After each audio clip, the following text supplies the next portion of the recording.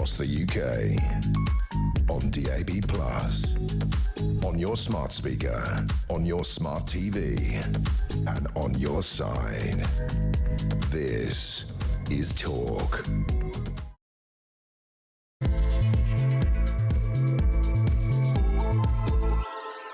A very, very good morning to you. Welcome to the show. This is Talk with the Home of Common Sense, and I'm Julia Hartley-Brewer. Always an absolute pleasure to have your company on this Monday morning especially, and whether you're listening on DAB+ radio or your smart speaker, watching on YouTube or your connected device, thank you very much indeed for joining us. A little bit of news for you actually. This week is marking, the end of this week will be the 10th anniversary of this station going on air. And guess what I was doing 10 years ago on Saturday this week? I was hosting this show for the very first time. Genuinely, that's what I was doing. I know a lot of years on the breakfast show. A lot of you might know me from those days. But no, that's what I was doing at 10 o'clock this morning on the 21st of March in 2016. Simpler, happier times, folks. Simpler, happier times. We had a nice quiet start to our launch. Of course, it's a small matter of, there was this Brexit referendum thingy. I don't know if you heard about that. People forget about that now. And then there was some guy who got elected as a one-term US president, Donald someone, I think. And it was pretty quiet from then on. Yeah, it's been a rip-roaring 10 years. Those of you who've been here throughout, thank you very much. Those of you who've joined us since, thank you very much as well. Keep passing the word on because we're growing every single day and we can't thank you enough for all your support. Hopefully we'll do some little celebratory events a little bit later in the week as we approach that anniversary as well. Right now, though, let me tell you what is happening on the show today. I'm with you all the way until 1 o'clock. Don't forget, you can go to my YouTube page, the Julia Hartley-Brewer Show. Hit subscribe, you never have to miss a thing. Of course, we're going to be discussing Donald Trump's threats against NATO allies if they refuse, as some already have, to send warships to reopen the Strait of Hormuz. That's vital oil route, of course. Keir Starmer is announcing in about 20 minutes' time or so a £50 million support package for families facing rising heating oil costs. That affects about 1.7 million people, lots of people in rural areas, but also particularly actually in Northern Ireland.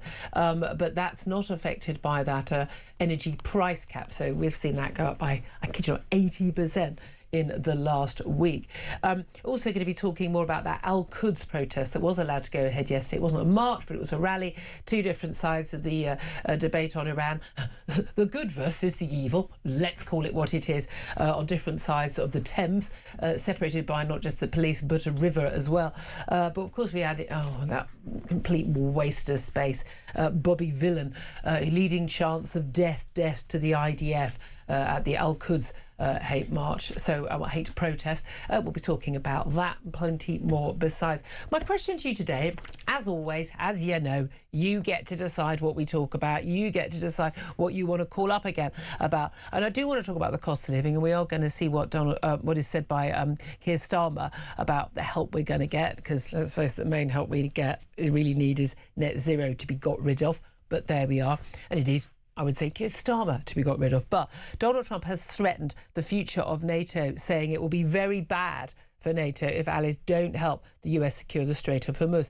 While Keir Starmer is refusing to send warships to help reopen the oil route, other countries like Germany have also said, nope, not our problem, it's your problem. What's your reaction? Do you think it's the right thing to say, look, this is an American war, American-Israeli war. You were supposed to have planned for this. It was quite obvious that Iran were going to try and stop oil coming out that route because they knew the economic cost to the West would be so hard, particularly in an American midterm election year for Donald Trump. Should they have planned for that? Is it our problem? I mean, reality is it is, because it's going to affect our energy costs, it's going to affect our government borrowing, it's going to affect all of our lives. What is your reaction? What should we do? Is Keir Starmer doing the right thing? I mean, such as he's doing anything, I think he's just dithering personally at the moment. I'm not sure he's made any decisions on anything. But give us a call. 0344 499 1000 is the number to get in touch. You can text the word talk and your message to 87222. Get in touch with us on X at talkTV. Calls are charged at the national rate. Text costs £1, standard network rate message. But of course, your tweets, your messages on X are free. Let's get straight to my first guest. Joining me throughout the show today, delighted to say, is Benedict Spence, Conservative commentator. Morning. Good morning. Lovely to have you here. I mean, there's quite a lot to talk about today at home and abroad, but actually those two stories are very much linked. And often people say to me, you concentrate too much on a lot of foreign affairs, stuff going on in the Middle East. We care about what's going on at home, the cost of living, what we're dealing with.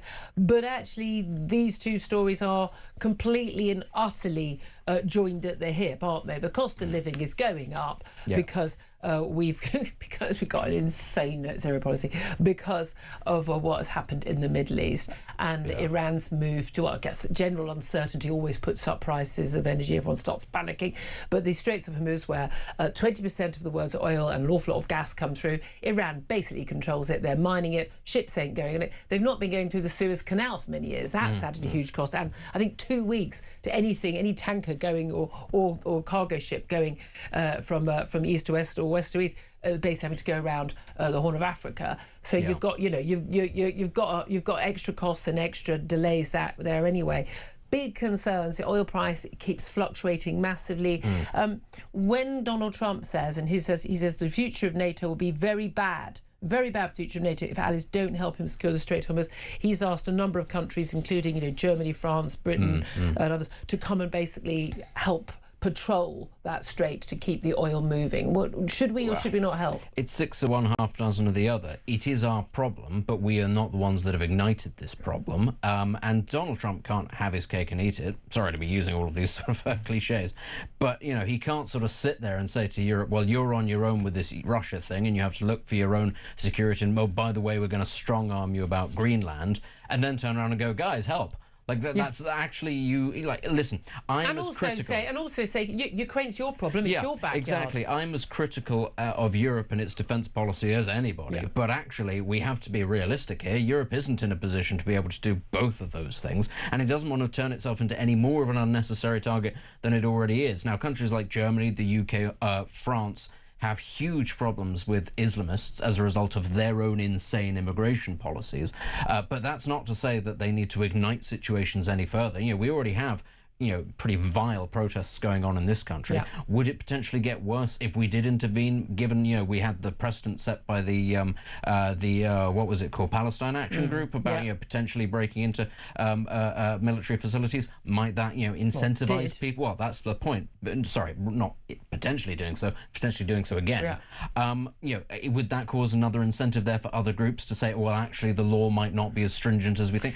I understand where the hesitancy comes in from Europe, because hesitancy is Europe's natural default position at this moment in time. But if we're looking at this in purely practical terms, they can't do Ukraine and Russia and do the Middle East at the same time. And one is a closer and more imperative reality. And again, there's an element where, America's got its entire sort of battle fleets, in the Middle East. I mean, come on. There is an element where, look, I support this action on Iran. I think it's a long time coming. I'm massively supportive of Israel. This is a defensive war led by Israel, quite rightly, for how no other country would put up with what they put up with from Iran and from all of their various different proxy groups, whether it's Hezbollah, whether it's Hamas, whether it's the Houthis, others. And again, what we put up with from Iran for the last goodness how many years is insane as well. I'm all for America and Israel going in. It does annoy me, and I said this on the show last week, I do just have this concern, though, that I kind of prefer it if it was a president. I love he's a bit more gung-ho on this, but I'd like it if it was a president and perhaps a war secretary, Pete Hegseth and others, who perhaps thought things through a little bit more, did a little less tweeting and a little more long-term planning. Because I'm no expert in this field. I don't pretend to be. I reckon I could have predicted that the Strait of Hormuz was going to be where the Iranians were going to go to try and actually wage economic war on us and to prevent, and to basically, there's no question at all. We've got, the military of the US and the Israelis, they can win against the military of Iran.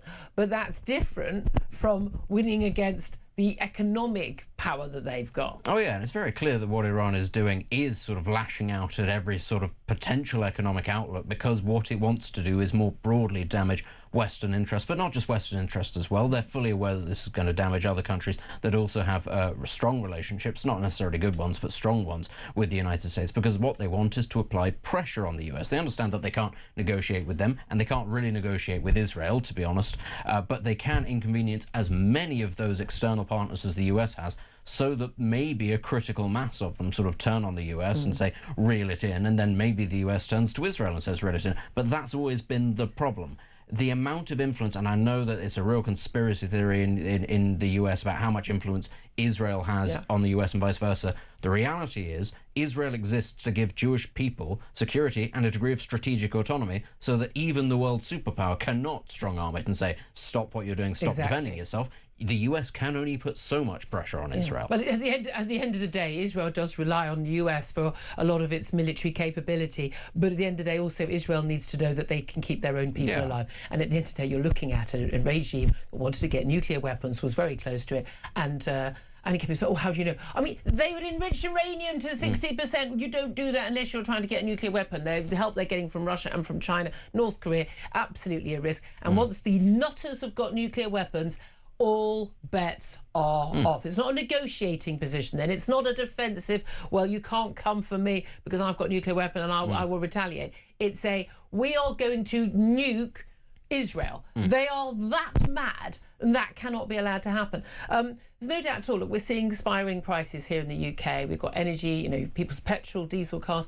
And I know everyone yaps on about EVs. Most people don't have an electric vehicle, and even if they do, it's their second vehicle. For goodness sake, people rely on being able to fill up their cars. Most people rely on their cars just to get to work, to do their work. Many people as well. Do you think that there should be more help in terms of energy bills, in terms of fuel? And there's a lot of talk on the government, slashing the fuel duty and the like. We've got this help that's going to be announced in the next 20 minutes or so for heating oil costs. But it's very interesting. There doesn't seem to be the same clamour. I mean, it's not as a disastrous, massive hike as we've seen after the invasion of Ukraine. But there is now a recognition from people, is there not, that, you know what, we don't have any money to hand out to people. It's not free. You're going to be paying for it in your taxes anyway. And you know what, we're going to just have to learn to cut our cloth. I actually think a lot of what's going on with the oil price is actually artificial suppression, I have to be honest with you. I think that a lot of companies, a lot of countries are looking at this situation going, actually, it's not in our interest to allow this to get as bad as it can. We'll take the hit in the short term in the interest of stabilising the market. When it comes to actually giving relief to people in the UK, I mean, it's not really giving relief because you are just borrowing against the future, and we are already borrowing against the future to a colossal extent. And our interest rates are going up. Yeah, people still don't seem to realise how bad it is, the financial situation in this country, and they don't compare it to any of our competitors or anything and see the problem. It's colossal. You are stealing from the future effectively to make your life a little easier, all because our politicians do not want to take the difficult decision of telling their voters, actually, we sold you a lie about the fairies and the green stuff. It's not real. We will have to drill, and we will have to build very expensive versions of green energy for it to be cheaper down the line, which is nuclear. It costs a lot of money up front. Why? Because they're dangerous. They're dangerous and they're complex. They're not dangerous. Well, they are if you don't build them properly. But that's my point. And that's why they're expensive, because you build them properly. This was always, anyway, we're going off a slight tangent there. But the point is, we could right now start, changing the laws around fossil fuel drilling in this country. It would take a couple of years to get online. That's the first thing that needs to be. Everybody says we need to do it now. Okay, we do need to do it now, but it would still take 3, 4, maybe 5, depending on where we're doing it. But you need to do it at some point. You can't keep on putting it off. I just love how many times I've been hearing from these government ministers that say, it's always talk about, well, we should be investing in drilling in North Sea oil. I mean, goodness me, we wouldn't be on, that oil and that gas wouldn't even be online for 8 or 10 years. Exactly the same as Nick Clegg when he was Deputy Prime Minister back in 2010, I think it was, or 2012, I think he might have said it. He was asked about nuclear power stations, and they were really opposed to that. And it was sort of, we wouldn't even have that nuclear energy until 2022. Well, it would have been useful in 2022, wouldn't it, Nick? I mean, there's failure to long-term plan. That said, I hold this against voters as well. If you insist on saying, we want more welfare, I want my taxes to go down, I want more on the NHS, I want more in defence, I want more on this, I want this mended, I want that done, I want that paid for. Oh, what about this? What about this? Oh, but put my taxes down. Just tax those 5 clever rich people over there. No, I'm sorry. We have been demanding the impossible from our politicians, and we are just as much responsible. Listen, we're going to take a quick break, and we're going to talk more about what's been going on here, including we're going to be talking about that meningitis outbreak as well. And I want to hear from you as well. Donald Trump threatening the future of NATO if allies do not help the US security secure the Strait of Hormuz. Keir Starmer's refusing to send a warship. Is he right to do that? Or will we actually end up paying the cost when we can't get that oil out of the Middle East? Give us a call, 0344 499 1000. Where do you stand on this? Call us on any of the other topics as well. That's 0344 499 1000. This is Talk.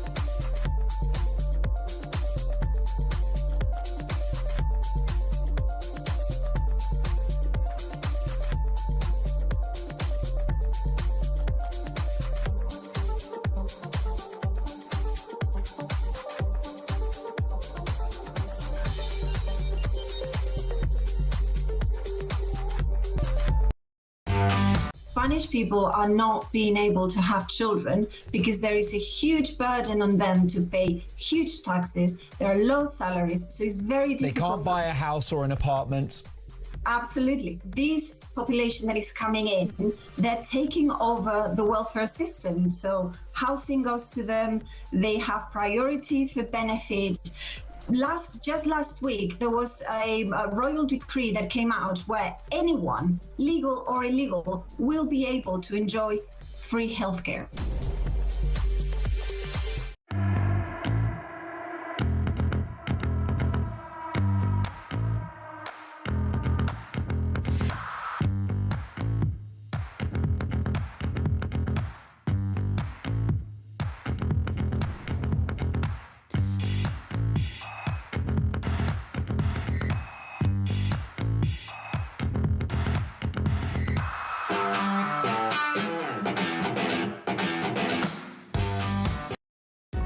Across the UK, on DAB+, on your smart speaker, on your smart TV, and on your side.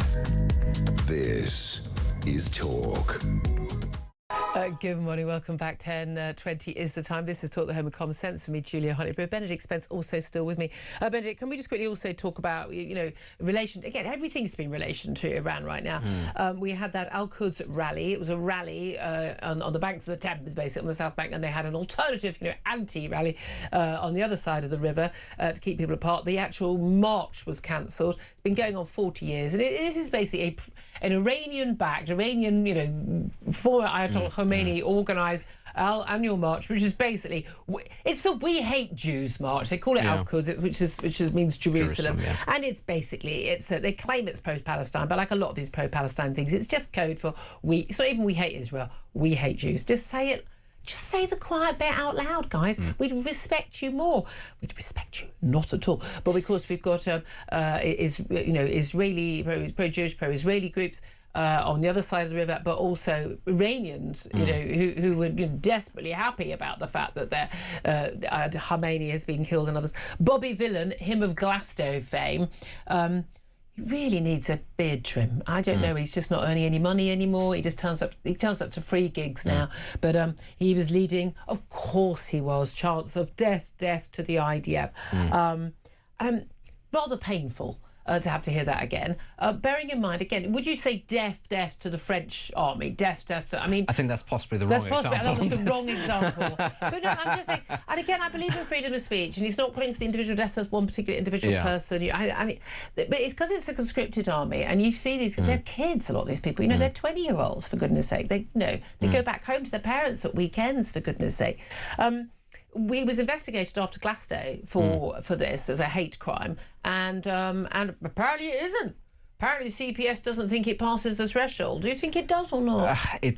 It is difficult, isn't it, obviously, because we all know what the IDF is, we all know what it's there for, what it stands for, and we all know the people that make it up, of course, not just that they're young, but that they're women, you know, everybody from all kinds of backgrounds. You don't get a say because it's an existential threat for the only Jewish state on earth. Yeah. But then I suppose, you know, would saying death to the Wehrmacht be a hate crime? You know, if you want to sort of be picky about it, there are all sorts of loopholes that I'm sure actually that I can see exactly how people will turn around and go, no, not necessarily a hate crime. But my issue is more simply, increasingly, you know, and I do dislike that this has happened to me on some level, but this is, I suppose, the flip side of multiculturalism and mass migration. I don't think, actually, we should allow this sort of thing. I don't think we should allow people from overseas who ostensibly are here to become British and integrate to bring their ancient blood feuds with them. I think you leave that at the door, and if you can't, I have no problem with deporting you and stopping you having the right... Yeah, I'm sorry. Well, we actually kind of got over this a while ago, but this whole Jewish thing, most of us did. I'm sure, you know, there's always a few people sort of dotted about. Well, the anti-Semitism thing is it's affected the left and the right.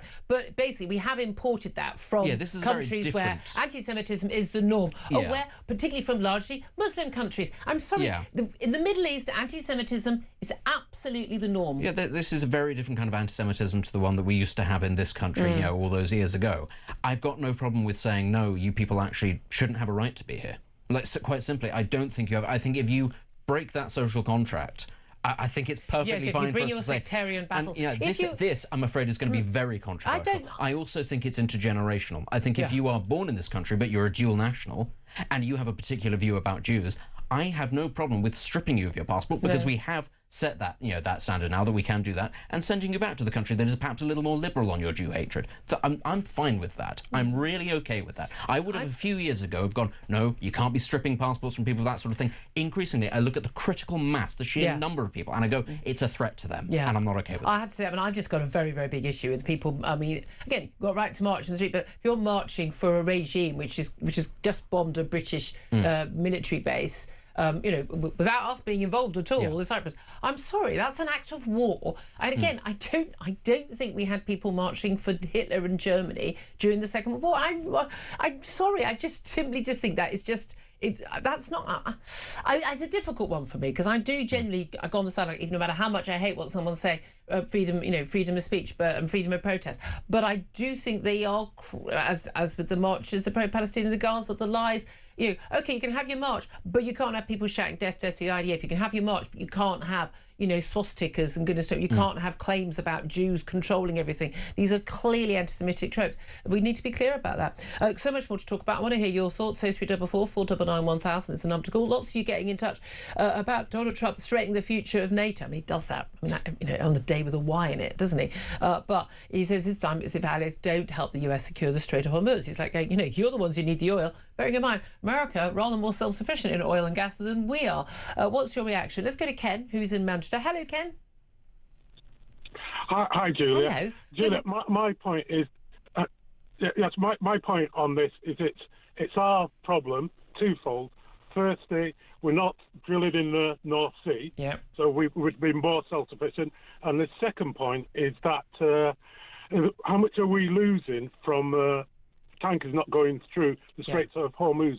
Because Lloyd's of London, they ensure that. How much? Because we're a service-based economy. How much money are we losing from that? That's a good point. Yeah, but do you think what help should we give? Because the Prime Minister is, by all accounts, not planning not to send any actual sort of naval support. He's not going to send warships, but there's talk about sending, you know, unmanned drones to sort of help deal with minesweeping or whatever. But what help do you think we should give, if any? We should send warships if we had them. Yeah, good point. But also if we could get them there before the end of the war. Yes. if we had them, we should send them. But I don't think we've got enough. I think we've got more admirals than we have warships. Yes, I believe that stat is true. But we've still got one in Greenland, haven't we? But I'm just not quite. I'm not quite sure about that. That said, a few weeks ago, Donald Trump was complaining we weren't defending Greenland. So you can't have it both ways, can he? Do you think there should have been a bit more prepping, a bit more planning by the Prime Minister and indeed our military chiefs, given the build up to this has been very long, very obvious by all accounts, way back, a month plus ago. The Pentagon and White House were asking for some contributions to some help and were giving information about this to Britain. I think our military chiefs would have seen the build-up and they would have gone to the Prime Minister and said, Prime Minister, we need to be doing something. Yeah. But I don't think he's actually listened to them. No. Well, it would involve making a decision. Our military chiefs are stupid. He'd had to have made a decision then. I don't think he's the right person to make decisions. I think he's in office but not in power. Yeah. I don't think he's the right person to be leading the Labour Party or leading the country. I think we need somebody else. I couldn't agree with you more. Absolutely. Bring on Ed Miliband. I am joking, of course. Thank you very much. I'm sorry for that joke, because that made people spit out their cornflakes if you're still having a late breakfast. Thank you for that call, Ken. Cindy's on the line. She's in Michigan. Hello, Cindy. How are you today? Oh, great. I need to say, I said sanctions. I made an educational error. I'm sorry. What? I don't know what you're saying. What do you want to tell us? I told whatever conversation you have with my producers, we've not heard it. So tell us what you want to say. Oh, good. Okay, good. That's wonderful. I would do tariffs to the countries that weren't helping us. You would send what? I would I missed the actual word, Cindy. You would send what? I would impose tariffs. Oh, tariffs. Oh, okay, there'll be tariffs on us. So you're basically saying the US should actually be sanctioning Britain and other countries if we don't send help? Not sanctioning, but tariffs. We've already got the tariffs. Okay. But hold on a minute. So why do you think it's our duty? Donald Trump said basically we're going it alone. This is what with Israel. Israel's actually carried out most of the sorties. Why he didn't really involve us in the planning. So why is it suddenly our problem? Because we need to get the oil. Shouldn't America have thought of that? The world. Shouldn't America have thought of that? The world. Well, perhaps, but we're in this position. No, but not perhaps, Cindy. It was always going to happen that Iran was going to try and use this sort of an economic blockade, which is effectively what they're doing, which would actually, it damages them, but it also damages those who are fighting against it. This is Donald Trump's created this problem, didn't he? Well, it's the world's problem. That's how I see it. It's the world's problem. It is the world's problem, but you could argue it was created by him and they could have gone in, presumably, before to stop Iran from being able to mining the strait, surely? We see Keir Starmer as just standing there, twiddling his thumbs, not doing anything.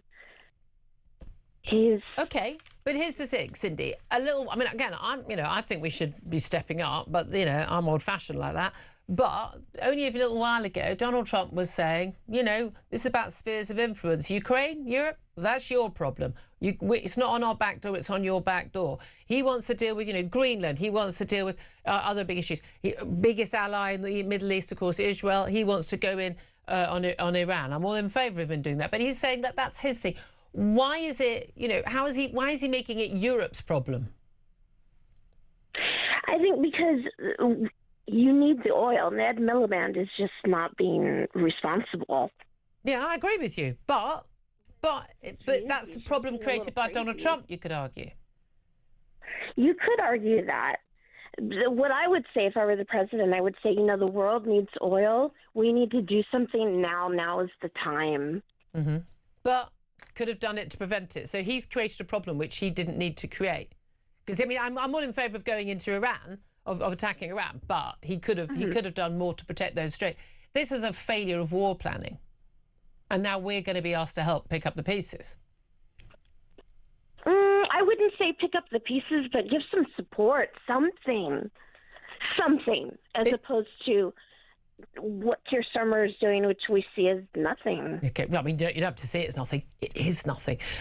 You may find, actually, given what the state we're in at the moment, that actually that may be more useful to you. Cindy, interesting point from an American. Thank you for that. Love to hear your thoughts, whether you're British, American, or, hey, Iranian. Give us a call. 0344 499 1000 is the number to get in touch. Up next, going to talk to Shadow Defence Minister Mark Francois to find out what he thinks. Also be finding out what the Prime Minister's got to say at his press conference, where he's going to offer some help for the energy bills, but particularly for those who use heating oil. Not for the rest of us. Apparently, we're just going to deal with the energy price cap, but not for too long. This is Talk.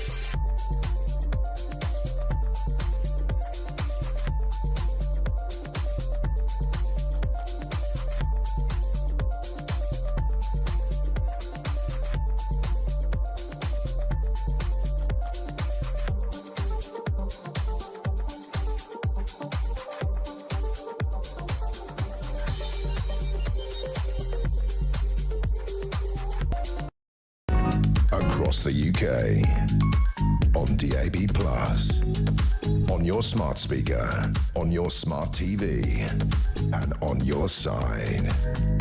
This is Talk.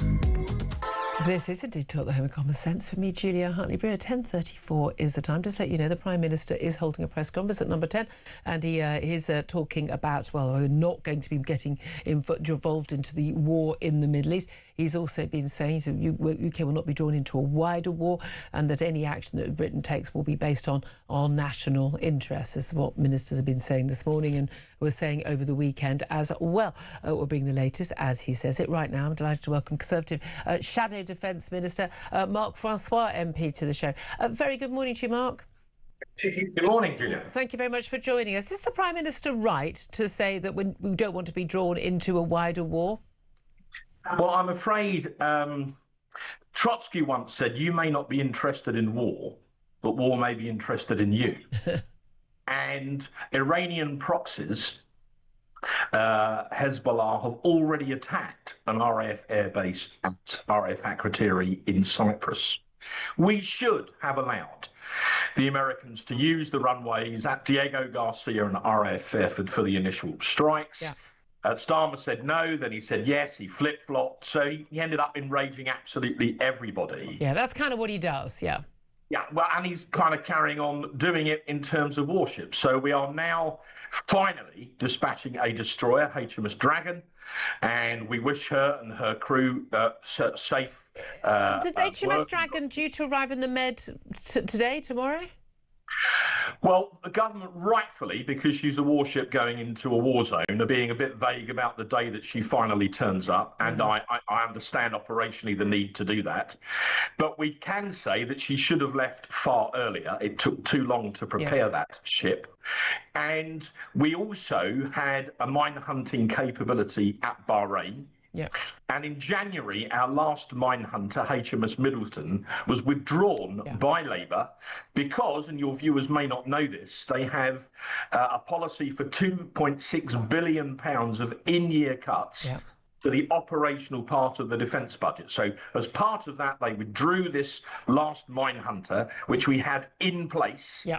And if we wanted to send new mine hunters, and I declare an interest, Julia, my late father, Stoker First Class Reg Francois, was a minesweeper man. He was on a minesweeper at D-Day. You know that, but your viewers might not. Yeah. So I've always had a soft spot for the mine hunting community. If we have 5 left, if we wanted to deploy those now, if they left this morning, it would take about 2 weeks to get there. So it's almost like there was a reason why we had one in the area. It's like maybe that's about planning. But this is the extraordinary thing. There just seems to evidence that America had been in contact, American government had been in contact with the British government about, there some planning around some sort of attack. It may have come up as a surprise by all accounts. The attack on the Ayatollah Khamenei and others was brought forward. But we don't seem to be involved in at all or made any plans, any contingencies, and we're just caught let's face it, with our pants down. Do you think, though, that the Prime Minister done the right thing? I mean, Kemi Bade, not your leader, Nigel Farage, the Reform leader as well, both been under attack and by the Prime Minister at PMQs last week, saying, they flip-flopped, they shilly-shallied, they were all gung-ho at the beginning, but actually when the polls suggested that the public didn't want to get drawn into a wider war, I think quite wrongly, personally, but that's what the polls are saying, that actually they've backtracked. What do you make of that? Kemi said on the day the action began that we stood absolutely with our American and Israeli allies. She was very clear on day one. Our position has not changed. We still back this action. Starmer should have allowed them to use the runways, particularly after the whole farce of Diego Garcia and the 35 billion of taxpayers' money to rent back an island that belongs to us in the first place. I mean, there's just a gigantic irony in all that. Julia, we're now pretty certain that the October 7th attack by Hamas, who are a proxy of Iran, that order ultimately came from Tehran. Yes. You will never have long-term peace in the Middle East while the mullahs run Iran. You won't. And let's remember, this is a regime. These are not Boy Scouts. They murdered over 20,000 Iranian civilians earlier this year for having the temerity to protest they wanted to live in a free country. So Starmer is trying to have it all ways. He's trying to be all things to all men. Someone once said people who spend their lives in politics standing in the middle of the road eventually get run over, and it may be that he gets run over in the elections in May. We'll wait and see. Well, indeed. I mean, President Trump, though, he said it would be very bad for the future of NATO if allies don't help him secure the Strait of Hormuz. It's a critical trade route. 20% of the world's oil comes through that strait. Now, I mean, I think it's very fair to argue that the Americans have messed up big time by not securing that strait sooner. He's now saying he wants help from allies, although he said only a week or two ago, well, no point helping us now, Keir Starmer, now the war is won. The war is not won. It is as simple as that. There's rather too many tweets and rather less military planning going into all of this, I think many of us would suggest. But what do you make of that? I mean, you can say you stand by our allies. I obviously want to stand by the US. I would definitely want to stand by Israel. But when Donald Trump says, look, Ukraine, not in our backyard, Europe, that's your problem, is it reasonable for the other NATO allies to say, well, yeah, well, OK, you want to start a war with Iran, that's your problem, President Trump? Well, yeah, but that will start to affect us all fairly soon at the petrol pump. So we can't isolate ourselves from that, whether we like it or not. And only as you mentioned Ukraine, Julia, I've been wearing this Ukraine badge for 4 years, as I think you know. So you know where my heart lies on that one. Look,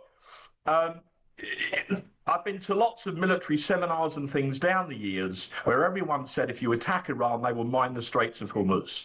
This is not a surprise. This was always part of the Iranian war plan. So the critical thing now is the ability to clear the strait of mines and get the tankers moving. We have an ability to help. We have a world-class mine hunting capability, but it's not in it's just not there. Okay. So we should at least look at the option of how we could practically help in that way. And then strategically, we have the utter madness that it could be that petrol's going to go up in our gas stations fairly shortly, whilst Ed Miliband is telling the oil companies they should restrict their drilling in the North Sea. Strategically, that is completely bonkers, but that is the government that we now have. That said, let's be honest, the net zero madness went full on turbo-driven. I know it's not something you would have supported, but it was under the Tories that a lot of this happened, a lot of the failure to plan, failure to build, over many years, nuclear power stations, keep up with the drilling. And I know, the Tories wouldn't stop new licences being given, but, you guys are part of the problem. Well, Julia,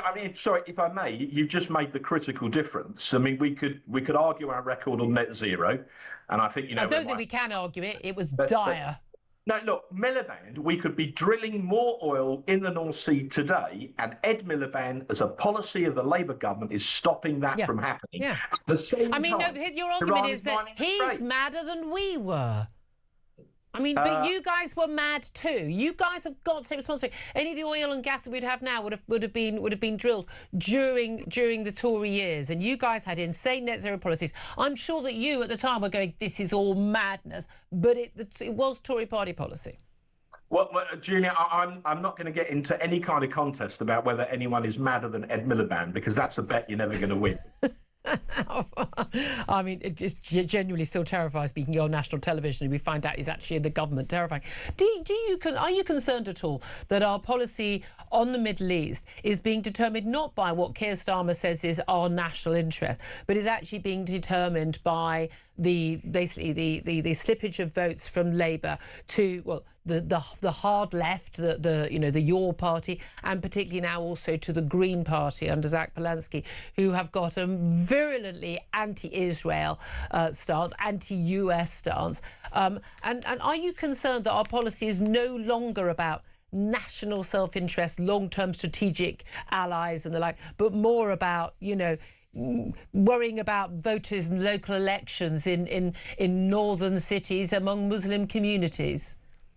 Julia, the Anglo-American relationship, whatever view you have of Trump, is fundamental to NATO. That is the fulcrum around which the rest of NATO works. If that relationship doesn't work, NATO really struggles. And clearly, we in this, it pains me to say it as a Brit, the UK PLC is now being regarded with absolute derision in Washington. That phrase, Starmer ain't no Churchill. Well, I could have told Trump that for free a long while ago. But, the fact that he chose to use those words quite deliberately tells you how bad things have become. And yes, you're right. Your analysis, I think, is correct.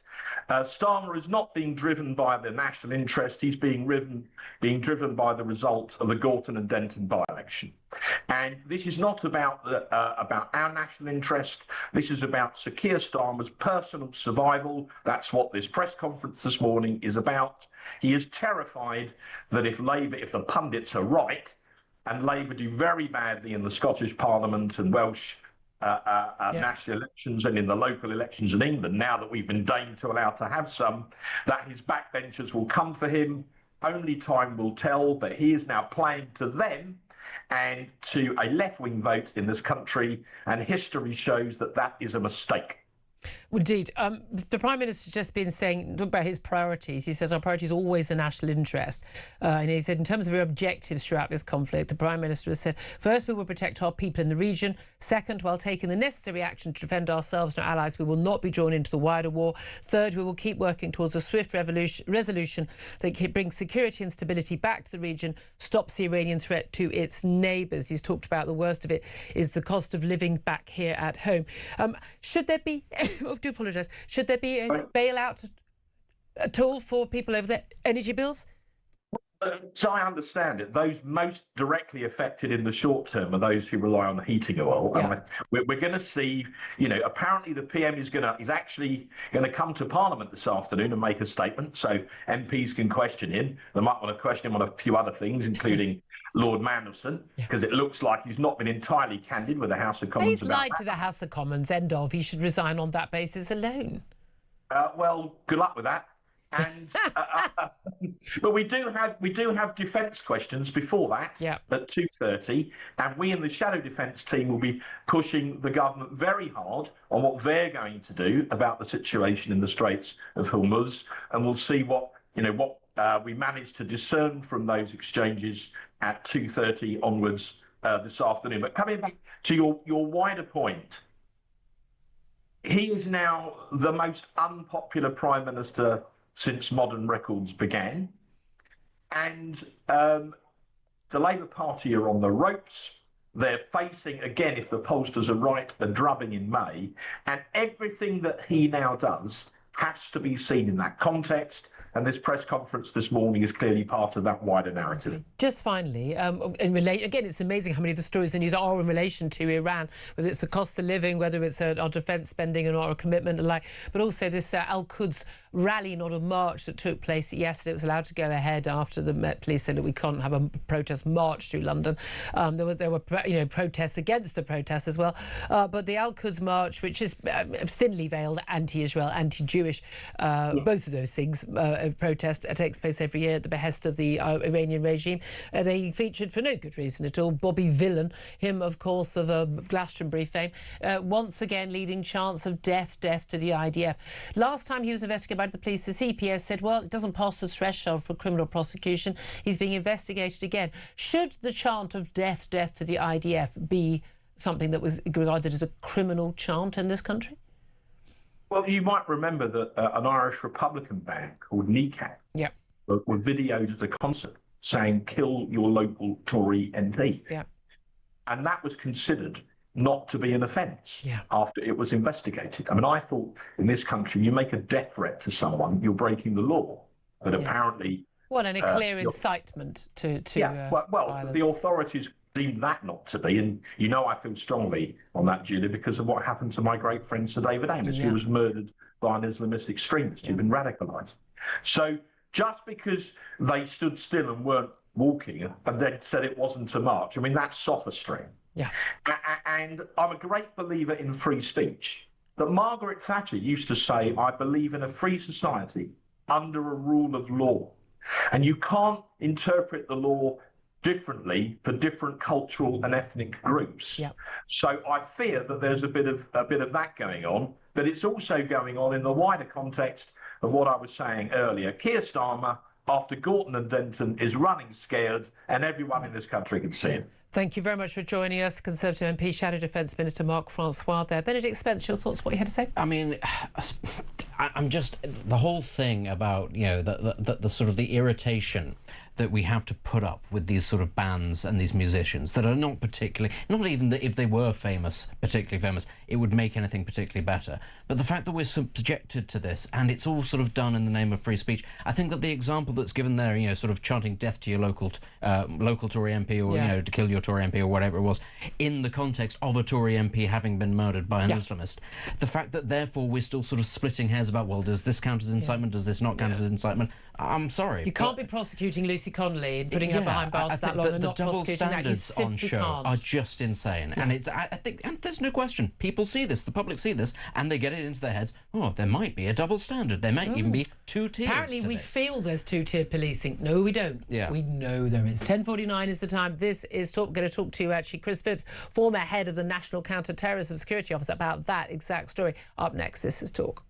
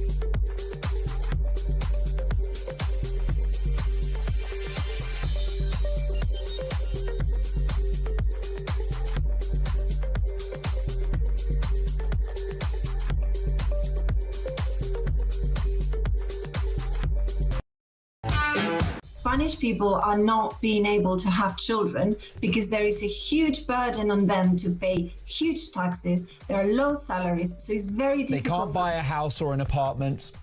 Absolutely. This population that is coming in, they're taking over the welfare system. So housing goes to them. They have priority for benefits. Just last week, there was a royal decree that came out where anyone, legal or illegal, will be able to enjoy free healthcare.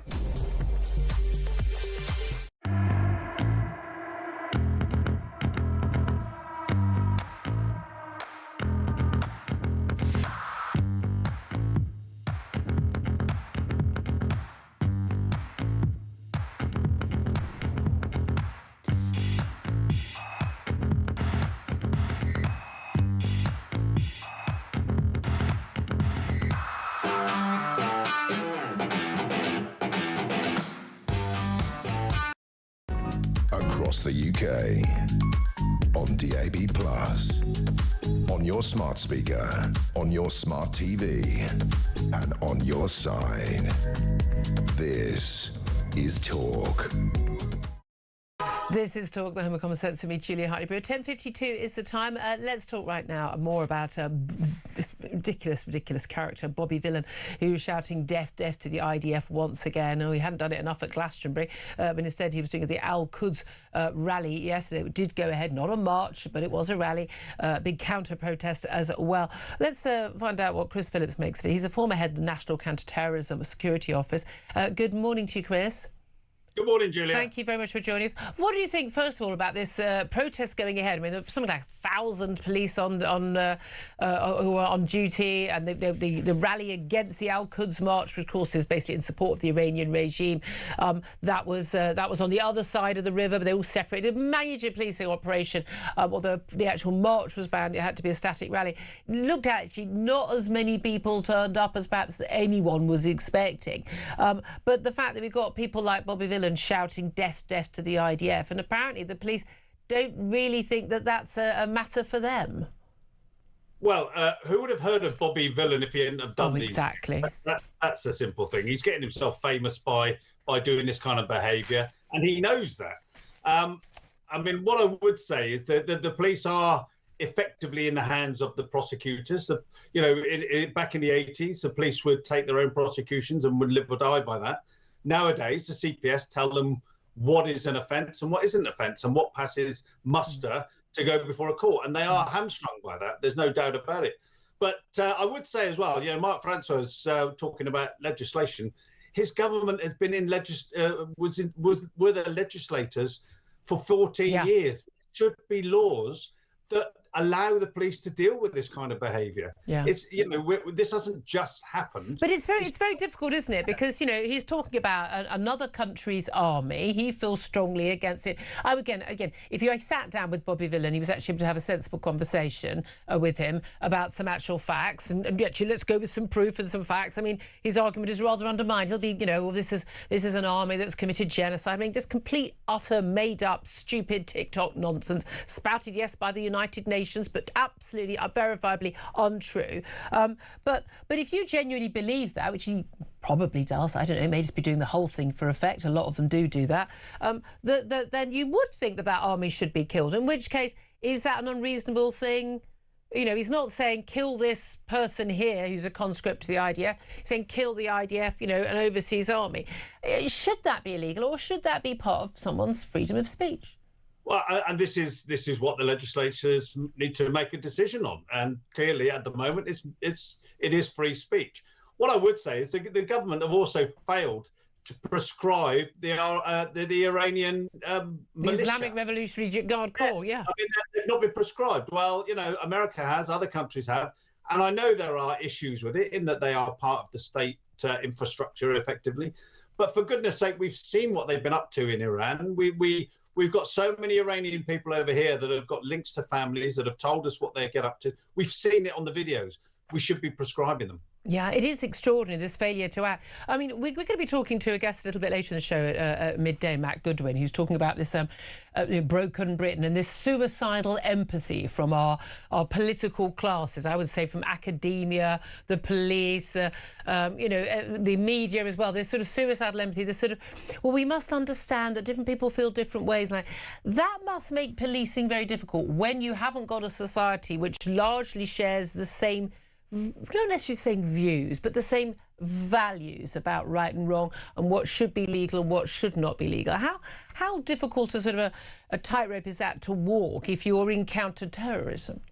Well, it's an incredibly difficult tightrope, as you say, and made worse by, if you go back to the West Midlands Chief Constable and his behaviour, how do the officers on the street have to react when their own Chief Constable is caught effectively sidling up to the very people that are causing the problems? And I think in society, we do need to get a grip. We need some strong leadership. We need to say where our country's going and what we will and won't accept, and make the legislation there for the police to enact.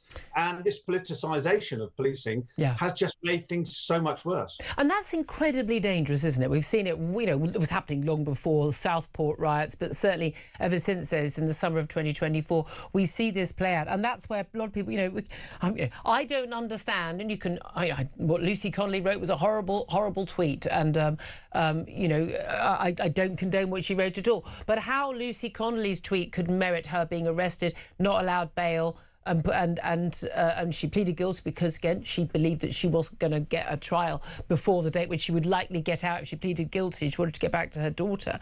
A lot of us would have done the same. But she went to prison for over a year. And yet someone like Bobby Will and Death to the IDF, Kneecap, the other band who, urging people on camera to kill your local Tory MP, apparently not in any way incitement to violence. And I would have thought that was so blatant and so obvious. I find it extraordinary that anyone could even query that is a crime. And I'm with you 100% on that. What I would say, I think what we have found is when societies are about to start rioting or are rioting, then strong action very early through the courts does often prevent the situation escalating and getting out of control. So I've got some time for that. The riots, if you remember, 2011, I think it was, were dealt very swiftly and quickly by the courts, which pretty much stemmed rioting from there on. So I've got but that's for people who were rioting. Yes, exactly. Somebody who's there are people who threw bricks at the police who served less time than some people who wrote tweets. She was a scapegoat. There's no doubt about that, and she was punished, by and I'm sure there was some political pressure put to give her that kind of sentence. So there's no doubt about that. But as a country, we've got to start working out what we actually believe and what is acceptable and what isn't acceptable. And the behaviour of this lot on over the weekend just isn't. And we need to make the legislation to enforce that. Chris Phillips, thank you so much for joining us, former head of the National Counter-Terrorism Security Office. Thank you. Benedict Spencer, just briefly, do we need to change legislation? Do we need to make it clear, look, this stuff isn't acceptable? Or is this just part of the rough and tumble of a democracy? No, I think we do need to change the legislation. Just crosses the line. Yeah, I think that actually there are going to be many more conversations around citizenship and the idea of what it is to be British going forward. Actually, I think that there are some things, it is not a fair. We do not have free speech in this country, and if we're not going to have it, I don't think it's unfair to say this they can have it and we don't. Yeah, exactly. That's my thing. I'm able to carry out some pretty big debates, whether it's in public, whether it's on air, whether it's in real life, whether it's online. I've managed to do that, I think, without at any point calling for people to be killed.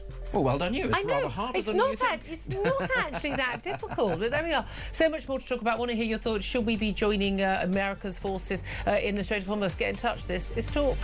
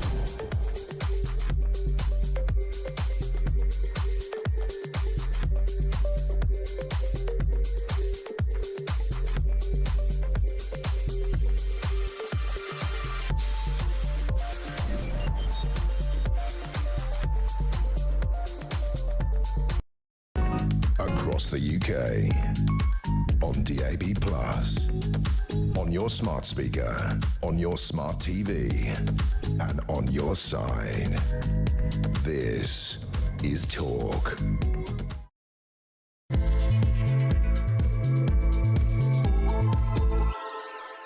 A very, very good morning to you. This is Talk. We are the home of common sense. I'm Julia Hartley-Brewer. Thank you so much for joining us, whether you're listening on DAB+ radio or on your smart speaker, watching on YouTube or your connected device. It's absolutely fabulous to have at your company. Haven't got the company of a lot of the people in my office, though, right now. They're all celebrating the 10th anniversary of, among other stations in our group, Talk, starting, well, as of this coming Saturday, 10 years ago this week. So while they're all having a glass of fizz and some, I don't know, some donuts, we're on air. You know, feel free to bring some in, lads, if you want.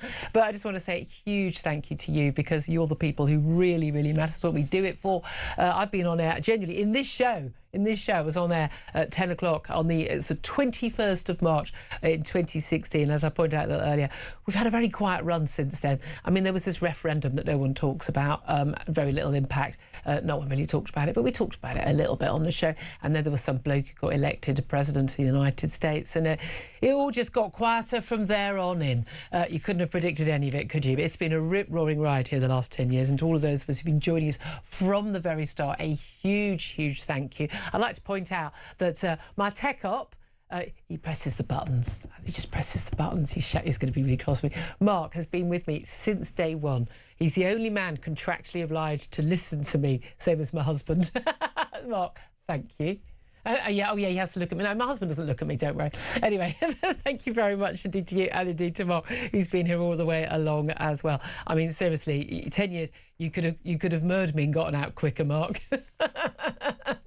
Anyway, or if you'd written a nasty tweet or a post or something, no, you'd still be in prison. But anyway, big thank you to you for joining us. If you've joined us over the years since, you joined us yesterday for the first time, we are delighted to have you join us. Lots to talk about on the show today. We're going to discuss more on Donald Trump's threats against NATO allies, and indeed the future of NATO for refusing to send warships to reopen the Strait of Hormuz. Should we be helping or not? The Prime Minister has said in a little speech this morning that his priority is the British national interest. He wants things to de-escalate. I want to know, is that the right decision? What is your reaction to that? 0344 499 1000. Text the word talk and your message to 87222. Get in touch with us on X at talkTV. Calls are charged the national rate. Text cost £1. Standard network rate message. We have also just had the announcement of a £53 million package of support for families facing rising heating oil costs. They've gone up by 80%. They're not covered by the energy price caps, largely people in very rural areas where they're not served by the normal gas pipes, but also Northern Ireland, particularly rural areas, Northern Ireland, where very much people rely on oil. Should there be a proper bailout, Liz Truss style? Can we afford it? Love to hear your thoughts on that. Some talk about Ed Miliband hinting at a potential U-turn on fuel duty, but hey, there ain't any money in the pot, so how is he going to do that? I'm also going to be talking about the jailing of a Sudanese migrant who abducted and sexually assaulted a 5-year-old girl. I think the bit we're surprised about is he's actually been jailed. But there we are. So much more to talk about. It's delighted to say joining me for the conversation today is Benedict Spence, Conservative commentator. Morning to you. Good morning. Prime Minister's been speaking this morning. I mean, we're not playing it live because we like you too much, usual rules. But he says Britain will not be drawn into the wider war in Iran. He says he wants the conflict to end as quickly as possible. Now, he's faced a lot of criticism by the White House, and indeed, personally, he's no Winston Churchill. Yeah. Tell us something we don't know, President Trump. But he said our priority is always the national interest, and so we have been clear and consistent. Whenever he says, let me be clear, or we've been clear, you've not been clear. But he says we've been clear and consistent in our objectives throughout this conflict. First, we'll protect our people in the region. Second, he says, we will not be drawn into the wider war. And third, we will keep working towards a swift revolution that brings security and stability back to the region and stops the Iranian threat to its neighbours. He says, I want to see an end to this war as quickly as possible. The longer it goes on, the more dangerous the situation becomes and the worse it is for the cost of living back here at home. I don't know if all of that's true, because I don't know, again, I don't think you can negotiate Iran. Then I think we were crazy to ever try to negotiate with them anyway. You can't negotiate with lunatics. You need to disarm them. And there's an argument that if we end the war now, if that war was ended now, you leave them in place and they will continue to be a threat for many years to come. Yeah, I mean, you can negotiate with Iran once you've killed enough of the crazies, is the key thing. Now, It's a lot of the crazies. IRGC, the Islamic Revolutionary Guard Corps, it is largely crazy, but not all of it is crazy, and there are levels to the craziness. I think that this is important to say. Now, if you kill enough of the extreme, hyper-extreme crazies, there is a chance that the faction that ends up taking over might be more moderate, more amenable, but there will still be a deal to do with the devil in that situation. It's not going to be a good one, but I can see it being done in return for something pretty punitive on the nuclear program. But we're nowhere near that yet, so it's slightly irrelevant. The Prime Minister saying, "Well, we're in favour of negotiated settlement." Right now, neither side is in a position where they want to talk to each other. Whether or not any of this is sort of in the national interest, well, listen, it's not in our interest to get drawn into this conflict because we're not in a position to fight it, basically. And that's not because he's taking a principled stand. It might help that this is his view, but our armed forces are in a desperate state compared to where they should be. Yeah, and let's be clear here, it's not just that we're not spending that much, because we are. We're spending the fifth amount of any country on earth, and yet we're that much weaker than so many of our I find it rivals. extraordinary We're awful at spending money. France spends less than us and has far more battle capability. France, well, for a start, France does not behold itself to the United States. It does not rely on the United States. A lot of its stuff is produced domestically, and you think that might be a good thing, creates jobs and gives you strategic autonomy. I would wonder also on that basis how much it works, because we have had problems with like Eurofighters and things like that don't actually work. That's true, but then again, our Trident submarines don't work particularly well, and that's largely on account of the US, that we rely on the US for them. So it's not a guarantee of success, just relying on the US. The Prime Minister has said that we will be, helping in some way, whether it's minesweeping or whatever in the Strait of Hormuz. And there's lots of talk about, sending battleships so they can protect shipping going through, because 20% of the world's oil, and a large percent of the world's gas comes down the Strait of Hormuz, and its basic waters controlled by Iran. And there's a lot of talk they've been mining them, we had the American attack on a load of these sort of autonomous ships, but there's also concern that, did you not think this might happen, and did you not, get in ready to basically protect? But I'm not entirely sure how a battleship is going to protect, even if you've got like 5 battleships, whatever they are. I don't know my Type 45 destroyers from a Type 23 frigates. I just don't, But if it was probably wrong, the terminology. I don't pretend to be an expert on that stuff, but I do worry that our Prime Minister doesn't know enough either. That's a worry. But you've got a load of those ships. And you've got a load of tankers, and you've got a load of cargo ships and the like travelling through the strait.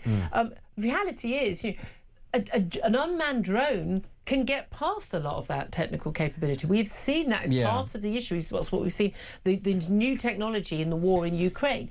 Ukraine has offered, Bahrain and UAE and Qatar and others their drone technology in return for some funding for their war effort against Russia. But there's increasingly the concern that actually, you don't need big expensive missiles. You only need a $5,000 drone, and you can actually take out an entire vital strategic route. Some of those smaller drones are not the ones that are going to be used to attack RAF criteria. It's too far. For that, you do need Shahed drones. No, the Strait though. Oh, the Strait, yeah, but that's that's slightly beside the point, because actually those are static targets. They're not going anywhere anyway, and that's about numbers. That's about sheer capacity. Now, if you've got enough guns to shoot at those things, ultimately you're going to increase your chances, but you're never going to get a sort of an absolute success rate. But that would be the case if they were using faster missiles as well, if they were using expensive but that's not the point. But the point is, sending a load of warships to the Strait of Hormuz is not going to make shipping there completely safe. No, it's not going to make it completely safe, but you can. But you're not going to get insurance unless you're not going to get insurance.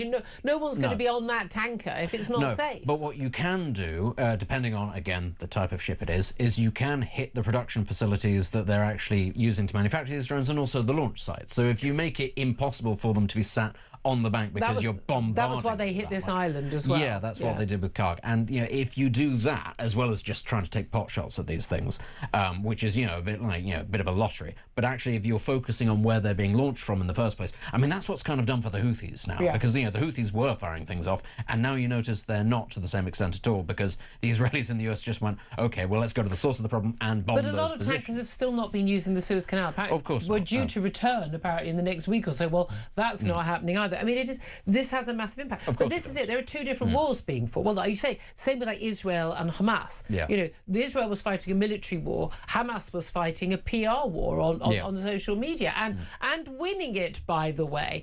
But and again, we've got Donald Trump's fighting a military war. You could argue the Iranian mullahs, I mean, they're fighting an ideological war, but they're also fighting an economic war. Yeah, that's their actual sort of priority right now. And, it is bizarre that you have these briefings coming from the White House saying, well, we didn't know they were going to do that because this has been the strategic play from the Iranians for decades. Everybody knew if they didn't get a nuclear weapon, they had another WMD, so to speak, which was to say, but we can cripple all of this. But that's terrifying if America didn't think of that. Do you think that somehow, and I can only assume, absolutely by bumbling accident, Mr. Bean style, Keir Starmer has actually ended up in doing roughly the right thing. Not for the right reasons, not as a decisive, this is where we stand, we're not going to do this, we're not going to do that. I mean, I think we should have allowed America to use the bases. I mean, otherwise, what's the point? That was, I think, the wrong decision. But somehow the public will be saying, oh, at least we're not too involved. Other than the fact, of course, the pump prices will still go up. The cost of heating our homes will still go up. Thankfully, we're heading into spring right now. But at the end of the day, we're going to be paying for it, whether we get involved or not. Yeah, I do think actually somehow he's managed to get into the best possible situation that he could in terms of the war itself. Given how utterly useless and indecisive he is. But the problem is, he has been given an opportunity, and the first part of it has fallen quite well for him in terms of not getting involved. He's been given an opportunity for this mythical reset that he's always looking for, where actually he can be seen to be taking a strong decision, and that is, on top of what's currently going on, reopen the oil and gas fields, lower the tax on those producers, that sort of thing, to ease the burden on people. Well, it looks like Ed Miliband's been directing war policies. I'm not sure he's going to honestly, Ed Miliband's performance over the weekend on television, where he was skewered on live television about how actually this is affecting all of us, and the way he doubled down by going, well, let me just answer your question, then answered a question nobody wanted the answer to. That, I mean, we're well beyond the point at which he should have been got rid of. But how can the Prime Minister sit there and look at this and go, oh, this is the guy to keep in place? Nobody who watched that bought this. Everybody, even people on his side, will have watched this and gone, this is embarrassing. And then, on top of that, he went on a relatively friendly radio show, and the same thing happened all over again. It was an appalling performance. I still don't think he's skewered enough, because I'm alarmed by how uninformed an awful lot of the political journalists who and some of them are good friends of mine, by people who interview, but also, again, you've got to remember that people who are interviewing and the stations they work for are fully signed up to the net zero madness. It's basically, in their constitutions. Or, no, they really are. Sky, BBC, they're totally signed up to that agenda. So they're basically on side with that, but they'll talk about the cost of living. I mean, it is mind-blowing. I genuinely have the view he is either the best liar going, or he's absolutely certifiably insane, because the stuff he talks about is properly mad. And a lot of this is, again, it's vying for those left-wing votes, trying to get the Green Party votes. This is all of this, our foreign policy, our defence policy, our economic policy, our energy policy, all of which, by the way, remarkably intertwined, are basically being decided based on what local Muslim community leaders are telling people to vote in Bradford or Birmingham, seriously, rather than our own national interests. And that, I think, is something we probably be debating and talking about a bit more. I think you're right. It baffles me that the reality is that they are looking so short term, because they know that things are so desperate for them. But if they were looking for sort of the long-term survival of the Labour Party, you would look to double down on energy production. And I'm not just saying it's oil and gas. Of course, it's not just oil and gas, but that's what you need to make the bridge to nuclear, which you then need to do other things down the line. You still can't use nuclear to power your cars. Most cars are still, over 95% of cars, I think, are still petrol, for your overall electric bills, nuclear, once it's up and running, does bring those things down. Just look at France. France is sort of doing fantastically well as a result of this. But in order to produce those, that costs an awful lot of money. Well, what do you need to bridge the gap? Oil and gas, and that keeps those prices low. How much help should there be in terms of, and again, there's lots of talk about Miliband hinting at a fuel duty U-turn. It won't be up to him. And it won't be up to the Chancellor, it'll be up to the Prime Minister. And again, it'll be something they say they won't do and then they do, or they say they won't do and then they will do, because it'll be a U-turn. But in terms of, we've got this 53 million quid for people with heating oil costs. We want to sort of challenge, channel it, target it at benefit claimants and pensioners, people who really need it. People have a heating oil because they can't get on the grid, basically, with Northern Ireland or other rural areas in the UK. I mean, they're not getting help from the energy price cap. Yeah. That, for some reason that doesn't apply to them. But should there be more help? Because it's very interesting. It seems to be a very different view now than it was in 22 with the Ukraine war, in terms of that bailout. I mean, the Liz Truss's bailout, which, by the way, was something which any government at that time was going to be pressured into doing. We were in post-furlough. Well, if in doubt, the government will bail us out. As if the government's got its own money. Yeah, no, 160 billion quid is what they said it would cost. It didn't end up costing that much because prices didn't stay as sustainably high as it was expected. But certainly we're looking at, at minimum 60 billion cost. I don't think that there should be. I mean, we're heading towards the summer, so there are going to be limits on actually how much relatively. It's the summer then. It doesn't matter, actually. People need to be practical. And this, you talked about this earlier. Put your jumper on. Yeah, you talked about this earlier on in the show. Actually, people do vote for these things. People need to take personal responsibility. Yeah. You do not need this kind of bailout. As with April on the horizon. There's magnolias out everywhere. The weather is good, actually. You don't need as much. The sun is coming up earlier. You don't need to be leaving the lights on. Actually, this does require a degree of belt tightening and being sensible about these things, because you don't want to be borrowing that huge amount of money that is going to cost you down the line, just in case somehow we still find ourselves in this conflict come September, October, and then a difficult decision does need to be made. We don't want to be doing it too early. And the things people often think, well, it's going to be paid for, but the government's going to pay for it. Again, government has no money other than current taxpayers' money or future taxpayers' money. And we're not having enough future taxpayers. And if you're 90 right now, your quid's in. You're absolutely fine. But anyone who's working, you're going to be paying for it in the future, as we're still paying for furlough. What did people think? Where was the money coming from, for goodness sake? But also, there's also this idea that someone over there, I always don't know, I always think it's someone to the right of me, the super rich. When you can do your wealth tax, you can do whatever you want. Those people will leave the country. There aren't enough of them. The city, thank God, the city, 25% of income tax receipts still? We need to keep those people. They're funding everything already, guys. At the end of the day, it's going to be you and your family who are going to pay for that. Eventually, those taxes, I mean, we already see it, won't we, with all the stealth taxes with the thresholds. And the national insurance, all that. We're going to be paying for it. It's not free money. Yeah, and again, this is why I say it's going to take something very bold. And I'm not putting any hope in this Prime Minister, but at some point, we will get another Prime Minister. The opportunity to improve the fortunes of this country is sat there. It's just in front of you. The only trouble is nobody's going to do it.